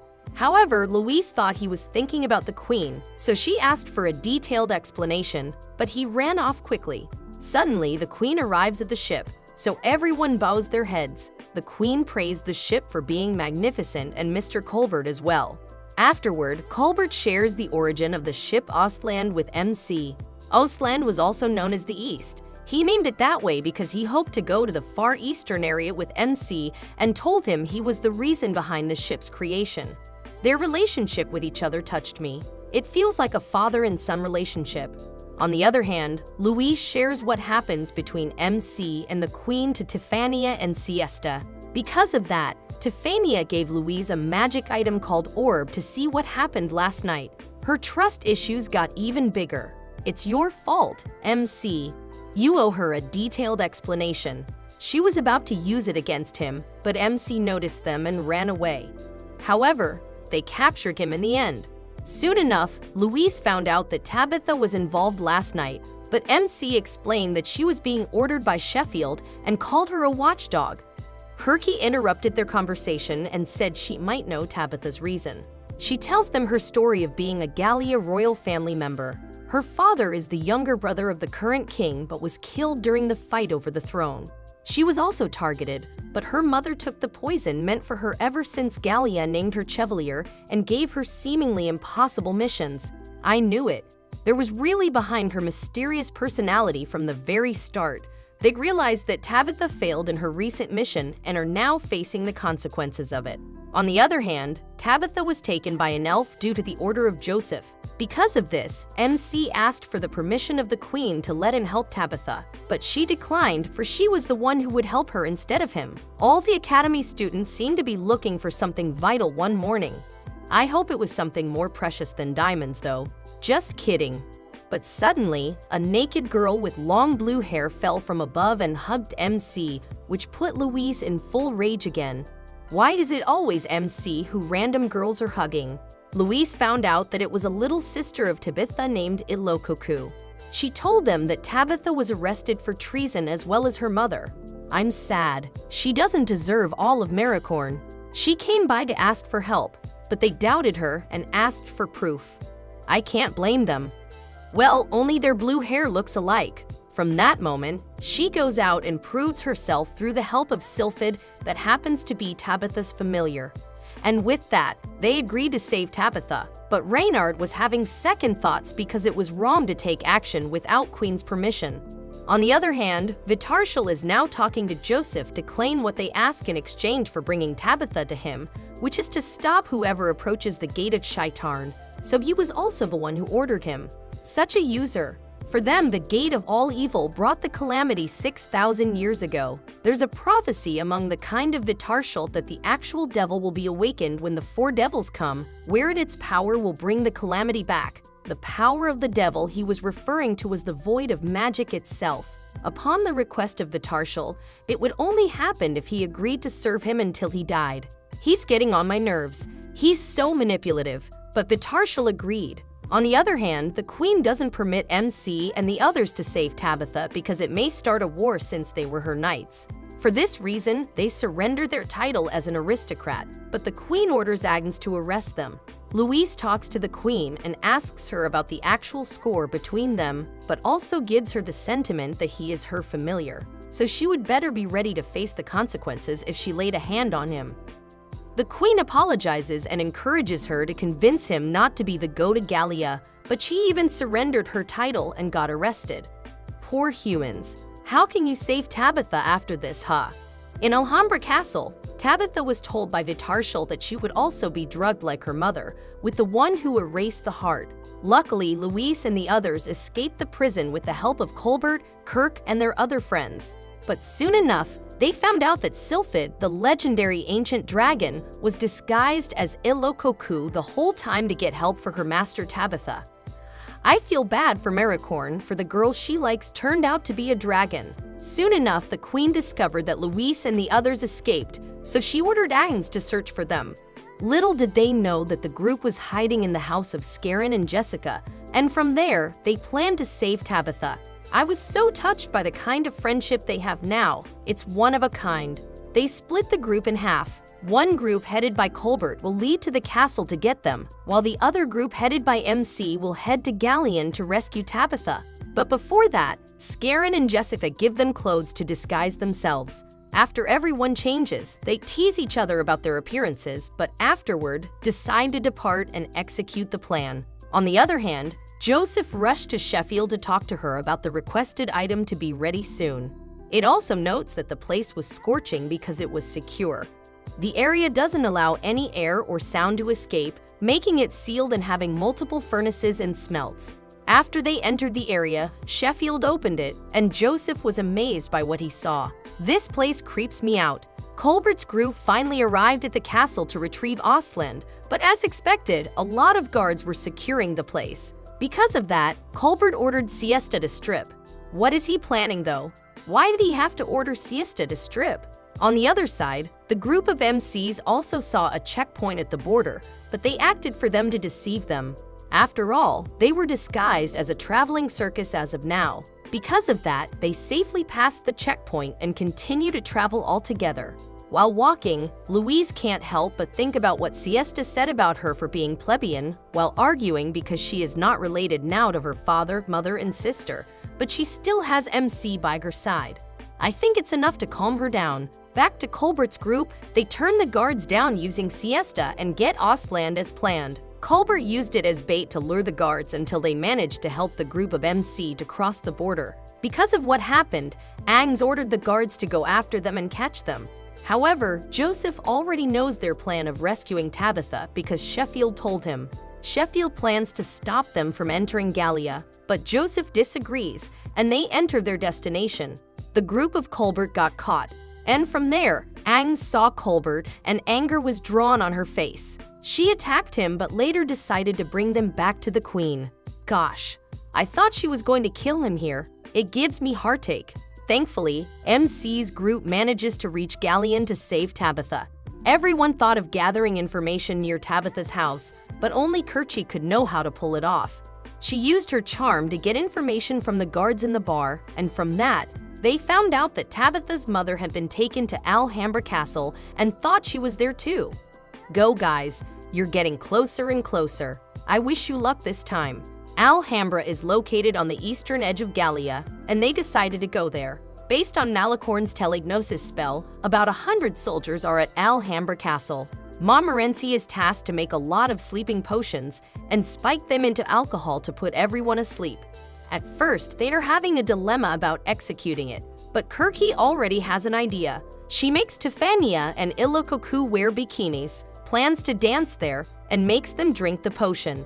And from there, Kirky assigns a task for everyone except MC and Louise. I am starting to like Kirky here. She knows how to lead the others and create a reliable plan. Kirky did this because she was counting on her legendary skill. After all, they didn't know what they were up against this time. It shocked Louise because Kirky knew about her void magic and apologized for her ancestors' discourtesy. On the other hand, Angs fetches Colbert in prison and is ordered to accompany her. She opens up about him using her students' magic to play dead, but he defends them for he was the one who was at fault in the first place. I can't blame her for he did something terrible to deceive her, but Agnes's remarks shocked him. She was thankful to his students for what they did. However, she said that he wouldn't forgive him for burning her hometown to the ground, but despite this, he was the one who saved her life. She wanted to kill him but decided not to and freed herself from the chain of the past while she still had time. Soon enough, the group of Kaido was able to enter the palace of Alhambra and perform there to execute the plan, and they succeeded. While Kirk, Igich, Ilokoku, Maricorn, and Montmorency search for Louise, Vitarshal blocks their way there, and they find out that he is an elf. Guys, I am telling you, your power is useless for him. They started to fight him back but couldn't do anything. Maybe Tefania can do something. She was a half-elf, right? However, MC, Louise, and Tefania arrive and fight him too, and from there, they manage to nullify his power through the help of Louise's magic. They defeat him, but he warns them before going to Tabitha of how heartless Joseph is. On the other hand, Joseph already knows that Vitarshal failed, so he decides to use something else. Oh no, I wonder what it was. I hope they won against this heartless man no matter what. Louise had a nightmare that she didn't possess power anymore. Because of that, she distanced herself far from them and tried to see if she could still cast her magic. MC saw Tabitha reading the hero Ivald, given by Vitarshal, a book full of memories. While talking about the book, Louise saw them. She called MC and told him she couldn't use her magic anymore. Why was it? Is it because of Joseph? On the other side, Joseph finally brought out his last resort, a square class of golem, Jormungand, a puppet that is like a devilish monster. He asked for an update from Sheffield about the group of Tabitha, and there she said that they passed through the forest of Alden and were now approaching the border. The king wouldn't just let them go for what they'd done with that. The Queen of Tristane planned to use the Great Spear to support Louise and her friends. The Great Spear is one of the artifacts that they cannot tie to anything else. That's why they ordered Colbert to save them. Agnes even shows support by lending him the musketeer force's strength. On the other side, when they were about to cross the border, Jormungand stopped them, and there they saw Sheffield. I'm sure it will be hard for them to defeat them, especially since Louise already has no power. I hope miracles happen. With that, everyone agreed to take them down using their magic, but nothing happened. They don't stop Jormungand and Sheffield from getting Louise, but in the end, MC gets her back using his power. Colbert and the others arrived carried by Ostland. Everyone headed to Ostland, and there they saw the Great Spear. MC fired it, aiming at Jormungand. However, nothing happened. Albie said that Jormungand has a counter on its armor, so he recommended casting Dispel on it because that's the only way to pierce it, but only Louise can do it. Oh no, but Louise cannot have the magic anymore. Louise refuses to try, for she believes that she's nothing now. With that, Tabitha tricks her by getting MC as her familiar. With that, her power returns again, which serves as a clue for Tabitha to order her to cast Dispel. Her plan here was great. I can't see this will happen though. Because of that, they defeat Jormungand. They headed back to the palace to apologize to the queen and were willing to accept all the punishment for them. However, everyone was shocked by what she did. She gave Louise the royal mantle, symbolizing the second in line for the throne. The queen also returns the blanket of Chevalier to MC and the others and asks them not to let go of it anymore. In addition, she welcomed Tabitha to the kingdom of Tristane, and with that, everyone celebrated their triumph. I'm so happy that they will get what they deserve. I'm sobbing. On a hot summer day, all the girls and Louise discussed their upcoming summer vacation. However, the academy canceled the trip to the great cathedral in Romalia, and they went to the ocean instead. I am sure this will be fun. I'm so excited. The day came, and the girls arrived at the beach wearing their reserved swimsuits. Both Louise and Gucci are disappointed because of this. Before they entered the ocean, Osmond gathered the students to hear the words of the queen. The queen said she was with them to join the Tristane Magic Academy's annual summer vacation. She likes to get along with them without consideration of her status and enjoy the vacation together. She's so humble indeed, a type of queen that I admire though. Before they start, Osmond shows a large chest full of seductive swimwear in an aristocrat's manner. He orders the young ladies to change into those swimsuits. Osmond said that it is a tradition wherein there are special uniforms for the priestesses. Osmond reminds them that they can't get into the ocean unless they change into those. Everyone complained at first, but did what he said in the end. With that, the purification ritual for the spirit of water took place. Osmond orders everyone to splash each other with water to cleanse one another. Osmond was thrilled with what he saw with the other boys. Oh, I see. Boys will always be boys. They plan again to make the girls wear skimpier bikinis and later on order them to change again for the sake of the spirit of water, so they do. The first ritual is to hit the watermelon while each is blindfolded. On the other side, MC praises Louise for her looks that make her blush. She asks MC to go to the beach for a moonlit stroll tonight. Still, MC agrees, unaware of what Louise is talking about because Tefania got his attention. Osmond announced that the next ritual would make use of a ball. Whoever wins the ritual will win the true priestess garments allowed only to the chosen maidens. It's all for the spirit of water's prayer, so he asks everyone to take it seriously. Come on, Osmond. I don't believe you with this one. The boys and the principal want Tefania's team to win to see her in an amazing swimsuit. The first match is Team Queen and Agnes versus Team Tefania and Siesta. The team of Queen and Agnes keeps on scoring, but Geach, the referee, keeps announcing that it was an error. Guys, you're so obvious. You're being unfair. In the end, the team of Tefania and Siesta won the game. The next team to play was Team Louise and Montmorency versus Team Kirch and Tabitha. Ultimately, the team of Louise and Montmorency won. However, disappointment is visible to the boys this time. The night came and Louise called MC to go for a walk, but he said he was busy. Louise got furious about it, so she walked away. While walking in the lobby, she heard the boys talking about the true garments the winner would wear tomorrow and how excited MC was about it. For real? I can't believe you guys. Because of this, Louise rang the bell, which made the boys rush outside the room. She got the swimsuit and got furious again because of what she saw and swore to get what they deserved. Brace yourself, boys. The next day, the boys are waiting at the venue, but all the girls are still not coming. Montmorency came and announced to the boys that Louise, Siesta, and Tefania were sick and told them she couldn't cooperate in the finals because she had to take care of the other girls. She also orders MC to go to the rocky stretch alone without being noticed by others. He was so happy with it, but after he arrived at the place, he saw the girls waiting for him, including Louise, while holding a rope and tying him. Kirky also invited Principal Osmond and the other boys and did the same for tricking them at the very start. Serves you right, boys. I suggest you not do the same thing ever again. Ultimately, they punched them with all their might and let them wear the skimpy bikini. This is so funny. Louise begs them to forgive them and swears to do the same thing again, but the girls just leave them. The girls go for a swim, but later they encounter the spirit of water that appears once every 30 years. The legendary giant octopus. The octopus gets Tefania and Montmorency. Louise tried to help them but didn't do anything because she didn't bring her wand. The octopus also gets the other girls, including Louise. The boys can't do anything because they're tied, so Tabitha helps the girls, for she is the only one with her wand but can't cast stronger because she might hurt the other girls.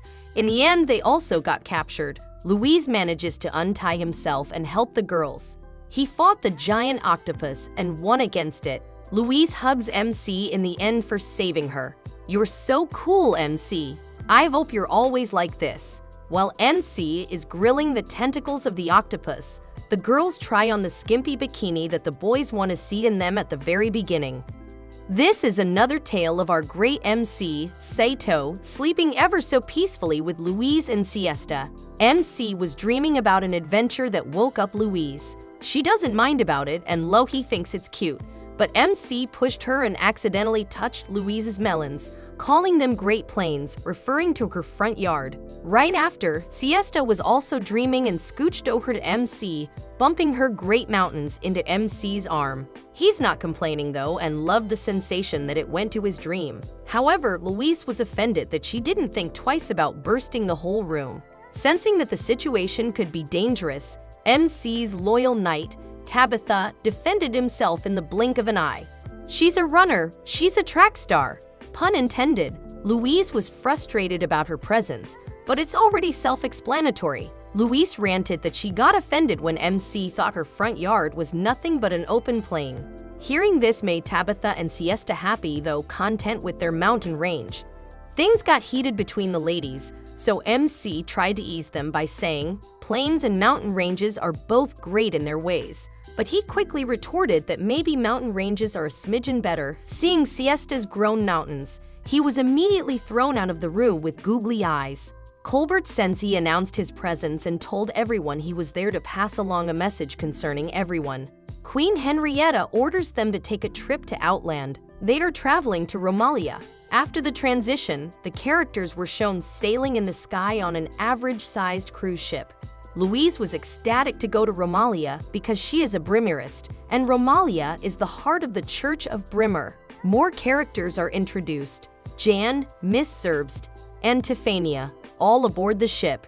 Not long after, they could see the beauty of Romalia. Awaiting are the men of Undane Knights, Julio being the captain, to welcome the Magic Academy. Following the event, MC, Louise, and Ms. Westwood were personally called by the Queen. They met the Pope of Romalia. In our world, I must say, he looks like a Catholic Pope. Street Aegis, Vittorio Cerevere. All three students are well known for their accomplishments and were praised by the Pope. It was revealed that Louise has a tremendous legendary power. The Pope then said that Tefania is a void mage, although she is unaware. the Pope divulges that Louise, Tiffania, and himself have the legendary power, and they have the mission to lead the people down the correct path. The Pope introduced his familiar, the right hand of God, Windlefer, who could manipulate beasts. Looks out of this world, pun intended. Louise and Tiffania were then invited to be priestesses for the ceremony of the 3rd anniversary of the Pope's elevation. The purpose would be to attract a 4th void mage, the king of Gallia, Joseph. He killed Tabitha's father and her mother lost her mind. Despite the awful event, they need the 4th void mage to come forth and join hands with them to save Halkikinya. Without hesitation and a brave front, Louise led and accepted their roles. Later that night, MC teased his master, saying she was head over heels for the Pope. MC also mentioned that she only agreed to the role because of the spur of the moment without considering the people around her, especially a non-brimmerous Tifa. MC got jealous and burst out, saying he should be Tiffania's familiar instead. Simultaneously, Tifa still cannot believe that she is a void mage. The princess gave her a ring that originated from the royal family of Albion. It rightfully belongs to her, for she is the last bloodline. Meanwhile, 2 thieves are ordered to take the primogenitor's mirror. Louise followed the thieves to capture them, but she was caught and bound and couldn't shout and move. MC came for Louise and went for the thieves. The thieves wanted the mirror, so the other left with it and the other dealer with MC. They defeated and caught one of the thieves. In the end, MC and Louise apologized to one another. Another day came with MC and Louise exploring the Aquileia Bazaar, a famous market where good stuff is sold fast. MC is reflecting on how precious and vulnerable Louise is, so he must protect her at all costs. That's sweet, you confess your heart's desire in dire situations. Agnes, a woman knight, informed the Pope that Thieves of the Mirror are part of the Elemental Siblings, a mercenary group, so they cannot rule out a high official as a mastermind. Why do protagonists always have those with power? As a precaution, during the celebration, they would detect magic spells being cast all over the area to pinpoint potential dangers. But the princess is suspecting the Pope. Meanwhile, MC saw Louise in the priestess's outfit and was stunned by her beauty, saying she looked like a saint. She's beautiful, MC. You're just attracted to the bodies, not the soul. Meanwhile, Vitarshal summoned a flame stone. A crystal with the power of flame is sealed using Sprite's power. It could be a dangerous weapon to burn and hurt others. On the other hand, the ceremony for the Pope has begun. Town folks are flocked outside, hoping to glimpse His Holiness, the Pope. After the ceremony, Tifa and Louise had a chance to talk. Stepping back on time, when Tifa was trying to summon a familiar, Louise was thrown by the thief toward Tifa's magic portal. Tifa wanted to know if he was familiar, so she asked for a kiss. But Tifa's mission was cut short because someone entered the room. Thank God. I don't want MC with anyone other than Louise. Moving forward, Louise has been off on her again and Louise tries to find her. Not until the accomplice to the other thief arrived and drew his sword. While Louise has been baited and is now in danger by 2 women, they like girls pitting with each other lolo. It turns out the bad guys are on it together. They fled together while Louise was gone. Louise shouted her name out of desperation. They have gathered with the Pope, and it has come to their knowledge that Joseph was behind it. The attackers are part of the North Flower Bed Knights of Gallia. It's ironic how the name sounds cute and not scary. They are knights who specialize in dirty work and the like. While discussing, a server suddenly burst the door open to pass a message to the Pope. It was a message from the sentries of the Gallican border, said the Pope. Gallia's army is moving toward the border and may attack the Empire. The next clip includes numerous ships in the sky. Louise was shown tied. Joseph, the brainless king, talked to her. The title suits him so much. The brainless king's plans would only be possible with elven skills and a void mage. He chose Louise to fulfill his ideals. Louise shivered with fear and silently prayed that Louise would save him. A day later, we can see the fleets of Romalia countering the enemies. Louise asked Joseph if he desired to start a war. Joseph replied that he did not want war, he only wanted to put things to the test. Miozunatonaran, God's brain. A familiar, the only one in the world that could use the hidden power of the primogenitor's mirror, held the mirror in front of Louise. They could use the mirror to reflect the power of one void mage to utilize the void magic others possess. Joseph took Louise's spell of destruction into his hands. Fleets and the Gallican troops surrounded the Empire. They are on high alert because of the threat. They are wondering what Joseph's plan is. Meanwhile, all MC could think of was Louise. Joseph used the spell of destruction in the middle of both contingents. A massive explosion occurred. Joseph thinks that the explosion was not that powerful. As a counterattack, the Gallian troops changed their fleet's angle for the incoming bigger bomb than the first. MC and Tabitha ride a dragon to infiltrate the enemy to save Louise. The explosion has rumbled through the city. Louise is attempting to escape by cutting her ropes with a sharp object. Louise escaped and took the bomb with her. Yay, that's it, girl. Be the hero. She left the fleet and dived through the air, praying that MC would come. But the enemy took the bomb from her hands. She still did great by attempting to stop the bad guys. Right before Louise falls, MC comes and catches her. MC went on to Joseph while Tabitha and Louise chased the monster who took the bomb stone. MC is fighting countless monsters with his talking sword. He looks extra cool and attractive while in action. MC defeated the familiar using a smart move. Tifa used a spell to confuse the monster so Louise and Tabitha could take the stone. MC confronted Joseph. MC attempted to slice the king, but the king's void magic is acceleration, which can make him teleport to another place in the vicinity, making him untouchable. MC got stabbed at gunpoint. Louise cast her magic towards them, and the area exploded. Tabitha cast ice spikes towards Joseph. Get that revenge, girl. Tabitha decided not to get her hands dirty, so she surrendered Joseph to Romalia, but it did not push through according to plan. They have decided to let Joseph go because the stone is at its peak of explosion. The fleet aboard Joseph and his familiar had exploded. Tabitha, Louise, and MC are all safe. The Pope recognized them for their heroic actions. The Pope had expected everything, but he did not expect that Louise would be kidnapped. MC and Louise are interconnected. They have a strong bond.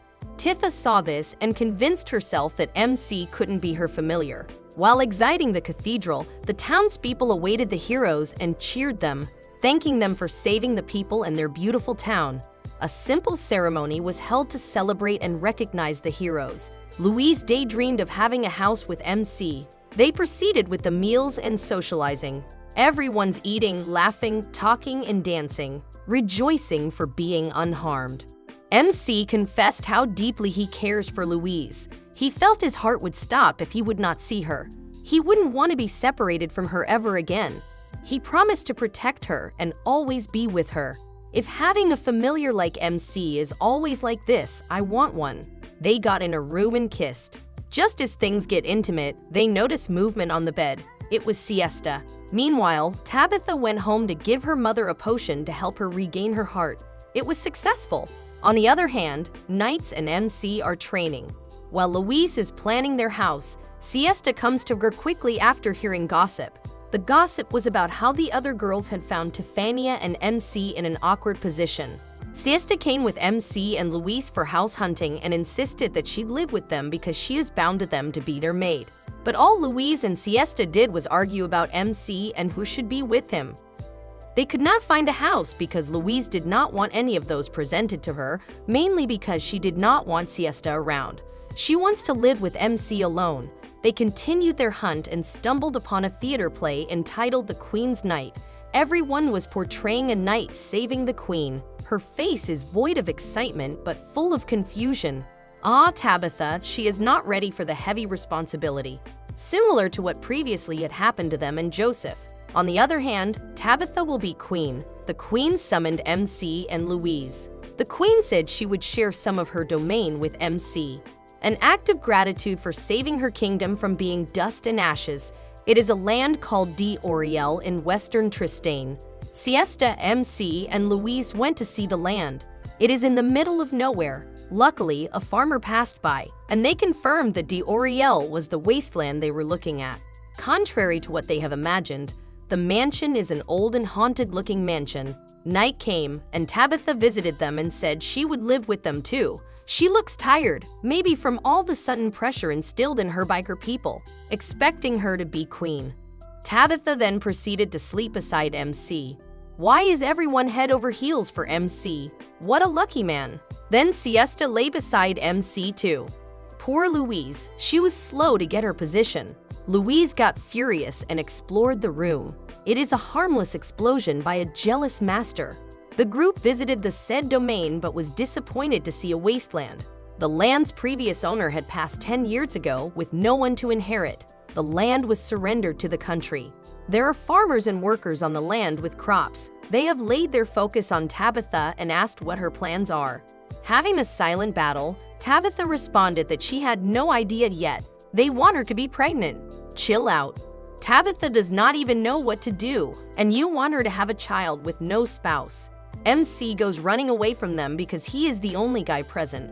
The land taker stated that the Lord is quite a ladies' man and wishes to have an heir this time. Even in the middle of nowhere, the mansion is old but beautiful. They explored different parts of the mansion. It was enormous. Meanwhile, Tabitha is alone and spacing out. The others have noticed and were concerned. MC and Louise sit in a grass of flowers, overviewing the green mountains from afar while birds and butterflies surround them. MC once again became affectionate to Louise and called her his joy. Her smile was the happiest moment he could have, and they kissed. MC touched Louise's chest. Louise apologizes for it being small. MC then asked if Louise could say a phrase for her. That is so weird. Once again, they are interrupted by Siesta. A guest has arrived, Louise's sister. The sister opposes what Louise and MC have because MC is not noble. MC bravely said that he would make Louise happy. So Louise made it her mission to turn MC into an aristocrat. She taught her how to walk and be a gentleman. MC finds it ridiculous that he needs to change just for Eleanor's approval. They got into a heated argument. MC then discovered a secret passage within the house. He went in and found a mirror. He touched it, and it ignited a bright light. The princess appeared and was teleported to the mansion. The mansion and the castle were connected. They believe it was for a concubine for a secret rendezvous. Men find ways. They kissed before she asked if she could meet MC in this secret place, even occasionally. Louise saw everything. When MC went out, the talking sword asked Louise, and he fought because he saw her crying while walking out. Louise went out of the stable with a horse. MC tried explaining, but Louise said she was happy for him, but felt betrayed. Tabitha talked to Louise by saying that she would take MC away from the princess once she became queen and would wed him instead. MC sat alone and wished to go back to his world. Louise went to MC to say she did not care about the princess. She wants to be with him. She forgives him, and they hug and reconcile. They have put wood blocks from the room where the princess appeared. The princess was waiting in the mirror for MC to come. Louise and MC are wondering what kind of magic connects the two places, and how was it possible while the princess kept calling out for MC. Hot water suddenly appeared from the ground. It looks like a hot spring. MC invited the knights to join him for the next day. Later that night, MC jumps into his bed excitedly after presumably seeing Louise lying down. He went inside the blanket, put his hands everywhere, and kissed her. But he figured that it was Tabitha and not Louise. Tabitha likes MC too. Louise saw them, and Siesta came after. All four are on the same bed, Louise and Siesta arguing about who should sleep next to MC, bickering about their life status, but MC ended up sleeping alone. But if he loves Louise, he should choose her before them, and the three left with the same bed. Following the next day, the feast outside was ready for the incoming knights to feast upon. But Siesta saw a suspicious person covered in a cloak. She immediately tells Louise, and they follow the person. They caught her and saw that it was the princess. Louise and the princess went for the spring. Louise confronted the princess about the secret chamber. They fought and bantered until they calmed down. MC and the princess talked, and MC confessed that Louise gave him a reason to live. That's how much he loves her. He loves her, but sometimes his actions are confusing. What a red flag. But the princess's feelings for him won't change. Tabitha eavesdropped and heard everything. Why is everyone obsessed with MC?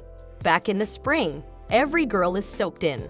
The sun is shining bright and the air is fresh and peaceful, just perfect to chill in a hot spring. I still wonder where it came from. The girls feel giddy for their soft skin while in the spring. Siesta even uttered that it was for MC. The knights attempted to jump in, but they were all thrown away by the girls' magic. They deserve it for trying to take advantage. Later that day, Louise and MC had a chance to talk. They soaped in the spring together, just the two of them. MC asked what was wrong, and MC said she did not want to have regrets. The future is unforeseeable, and they should cherish every little time they have. MC feels the same way. Louise was okay with MC for having an affair but begged him not to die before her. But Louise later asked him not to have an affair as MC promised, and they kissed. Annoyingly sweet they are. They then went for the bed, but Tifa was there, and MC accidentally touched her. Louise cast a spell out of anger. Another day, another adventure revolved around the girl's infatuation with MC. But MC vocally confessed how Louise is the one he loves and cares for. While MC was sleeping, Tabitha kissed him on the cheeks and said goodbye. Tabitha seems to have made her mind up to accept the responsibility of being queen. Right when Tabitha is about to fly off, MC comes rushing. MC asked where she was going, and she answered that she would return home because she had no chance with him. Then the elemental knights appeared to kill MC. Then it transitioned to 3 cloaked guys with their horses in the woods. 1 is a girl, Lv0, and 2 were still unknown guys. It transitioned back to Tabitha fighting one of the elemental knights. The thief that was caught in Romalia escaped and went for MC. The Undane Knights came for reinforcements. Louise and the other girls woke up after hearing the commotion outside, but the elemental girl went for them and took Louise's wand. Louise is again held hostage. The gang from the woods is watching from a distance. One of them, an elf, Damien, interrupted the fun that the elementals were having. He freed everyone. The other 2 elves came for Tifa to take her with them. They cast a spell that knocked Tifa, Siesta, and MC out. MC wakes up in a strange room that he is not familiar with. Tifa was beside him. He touched Tifa's jugular for a while. Hey, I thought he loved Louise. What a traitor. Tifa sat down, and they saw that she was wearing an elf outfit. Lv0 came in and informed them they were in her country. She showed them her oasis. Meanwhile, back in the mansion, they contacted the queens and informed her that the 2 were kidnapped. It has been a week, and they have not rescued them. The queen decided to leave the matter to Romalia because they knew the elves better. Louise, disappointed, walked out of the hall. Awaits her is their gang with Undane Knights and the girls. Louise went home and went straight to her room. She wants to be alone. She is determined that she will save MC this time around. Back in the elf country, Tifa and MC are going to be part of a research project. A void mage and a familiar is what they need. The elves only planned to take Tifa, but since MC appeared, they heard he was strong. They took him too. Lv0's uncle, Vertarshal, has arrived. Louise took her horse back into the mansion, planning to save MC, but Siesta appeared begging for Louise to take her and Tabitha with her dragon, Sylphid. On their tail is the rest of the gang riding a fleet. Everyone is in and determined to save MC. Louise thanked them. MC keeps trying to escape, but a rope always pulls him back, preventing an escape. Tifa and MC decided to swim instead. Tifa, with an exposed basketball, permitted MC to even touch it. MC looked away and saw a carved stone. He then dived and saw something familiar from his world. MC is seeing a sunken jet, while Tifa is watching from afar. Not long after, Lv0 talked about how Tifa likes MC, and told Tifa that she still had a chance with MC. Ali and Madarf arrived to take both the hostages. Lv0 argued with them that it was not what they agreed upon. They forcefully took Tifa and MC to bring them in front of the council. Back on the fleet, they are planning the approach to rescue the 2, but Sensei said they should run as fast as they can when caught because the elves could do unimaginable things to them. Back in the elf world, the council is furious with Tifa. She is an elf with the devil's power. The elves fear that this kind of power that Tifa holds will wipe out the entire elves. Lord Ismail led the forum for the 2 captives, saying they were threats to the elves.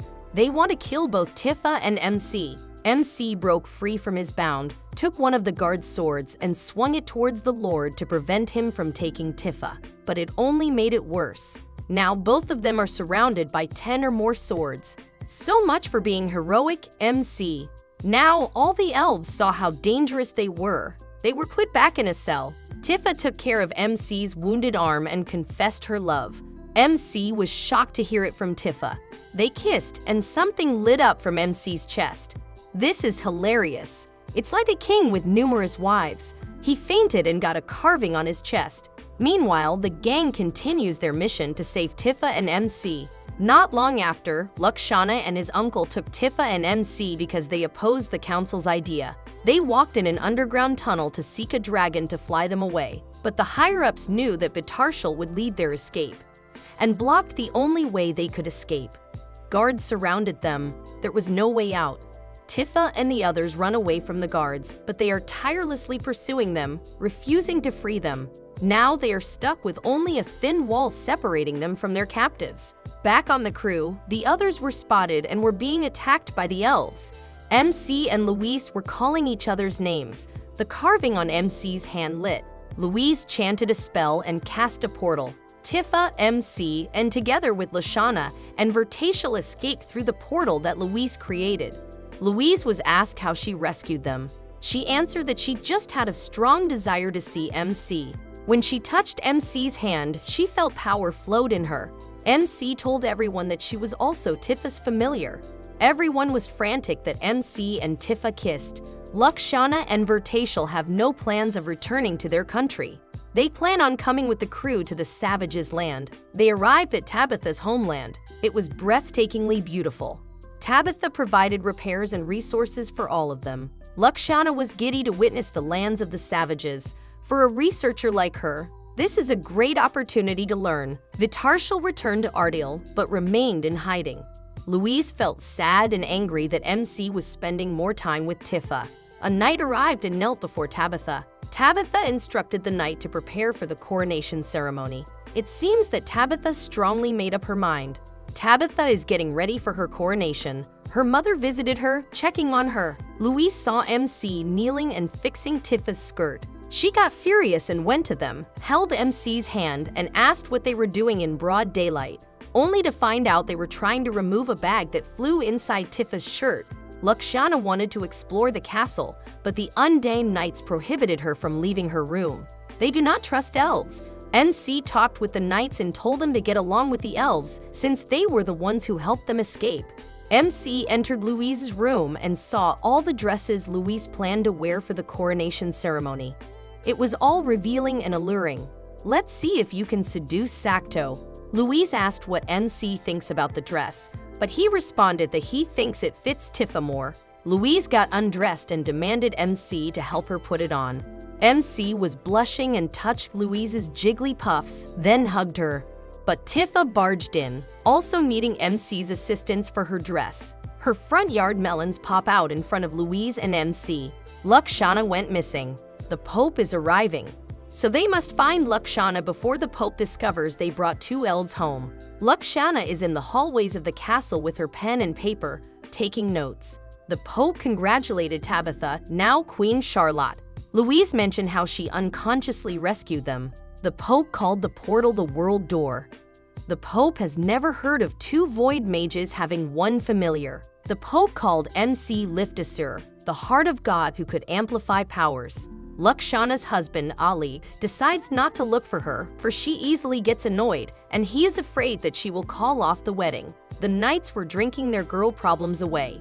MC was glad that Louise and Tifa were getting along well now. Lv0 called from the window together with the girls. They were having an after-party for Tabitha. Tabitha was crowned in front of all her citizens. MC then reminded Louise again that he loved her and only her. Then he kissed Louise. At this point, MC is confusing.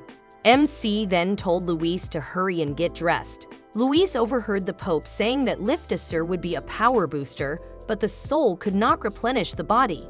Liftisur using his power would be equivalent to using his own life. Once he overuses his power, he will die. The Pope hid it, for it would only startle MC and discourage him. Louise cannot believe it. In the last clip, a volcano exploded. While dancing with MC, Louise remembered that she overheard what the Pope was saying about the world's crisis that would cause MC to use Lv0's power and his own life. This is extremely sad and what Louise is most afraid of. The next clip showed fire spread out everywhere, leaving nothing untouched. Siesta woke up Louise. Louise seems so down. Siesta asks what is wrong, and she knows that something happened, but Louise is keen on telling her. As Louise is about to tell Siesta, a knock on the door interrupts it. Queen Henrietta summons MC, Louise, and Tifa. The Pope left a message for the Queen to deliver. Their presence is needed in Romalia. The village at the Flame of Dragon Mountain's base was completely destroyed. They presume that nothing unusual happened, and it requires their presence. A dragon from Queen Charlotte would give them a ride. They have met the enthusiastic dragon. Siesta assured Louise that whatever was bothering her, it would all be fine. Siesta promised her good food and a hot bath once she safely returned. Siesta held Louise's hand and promised they would all grow together, so she would return home with Tifa and MC. We all deserve a friend like Siesta. This uplifted Louise's spirit.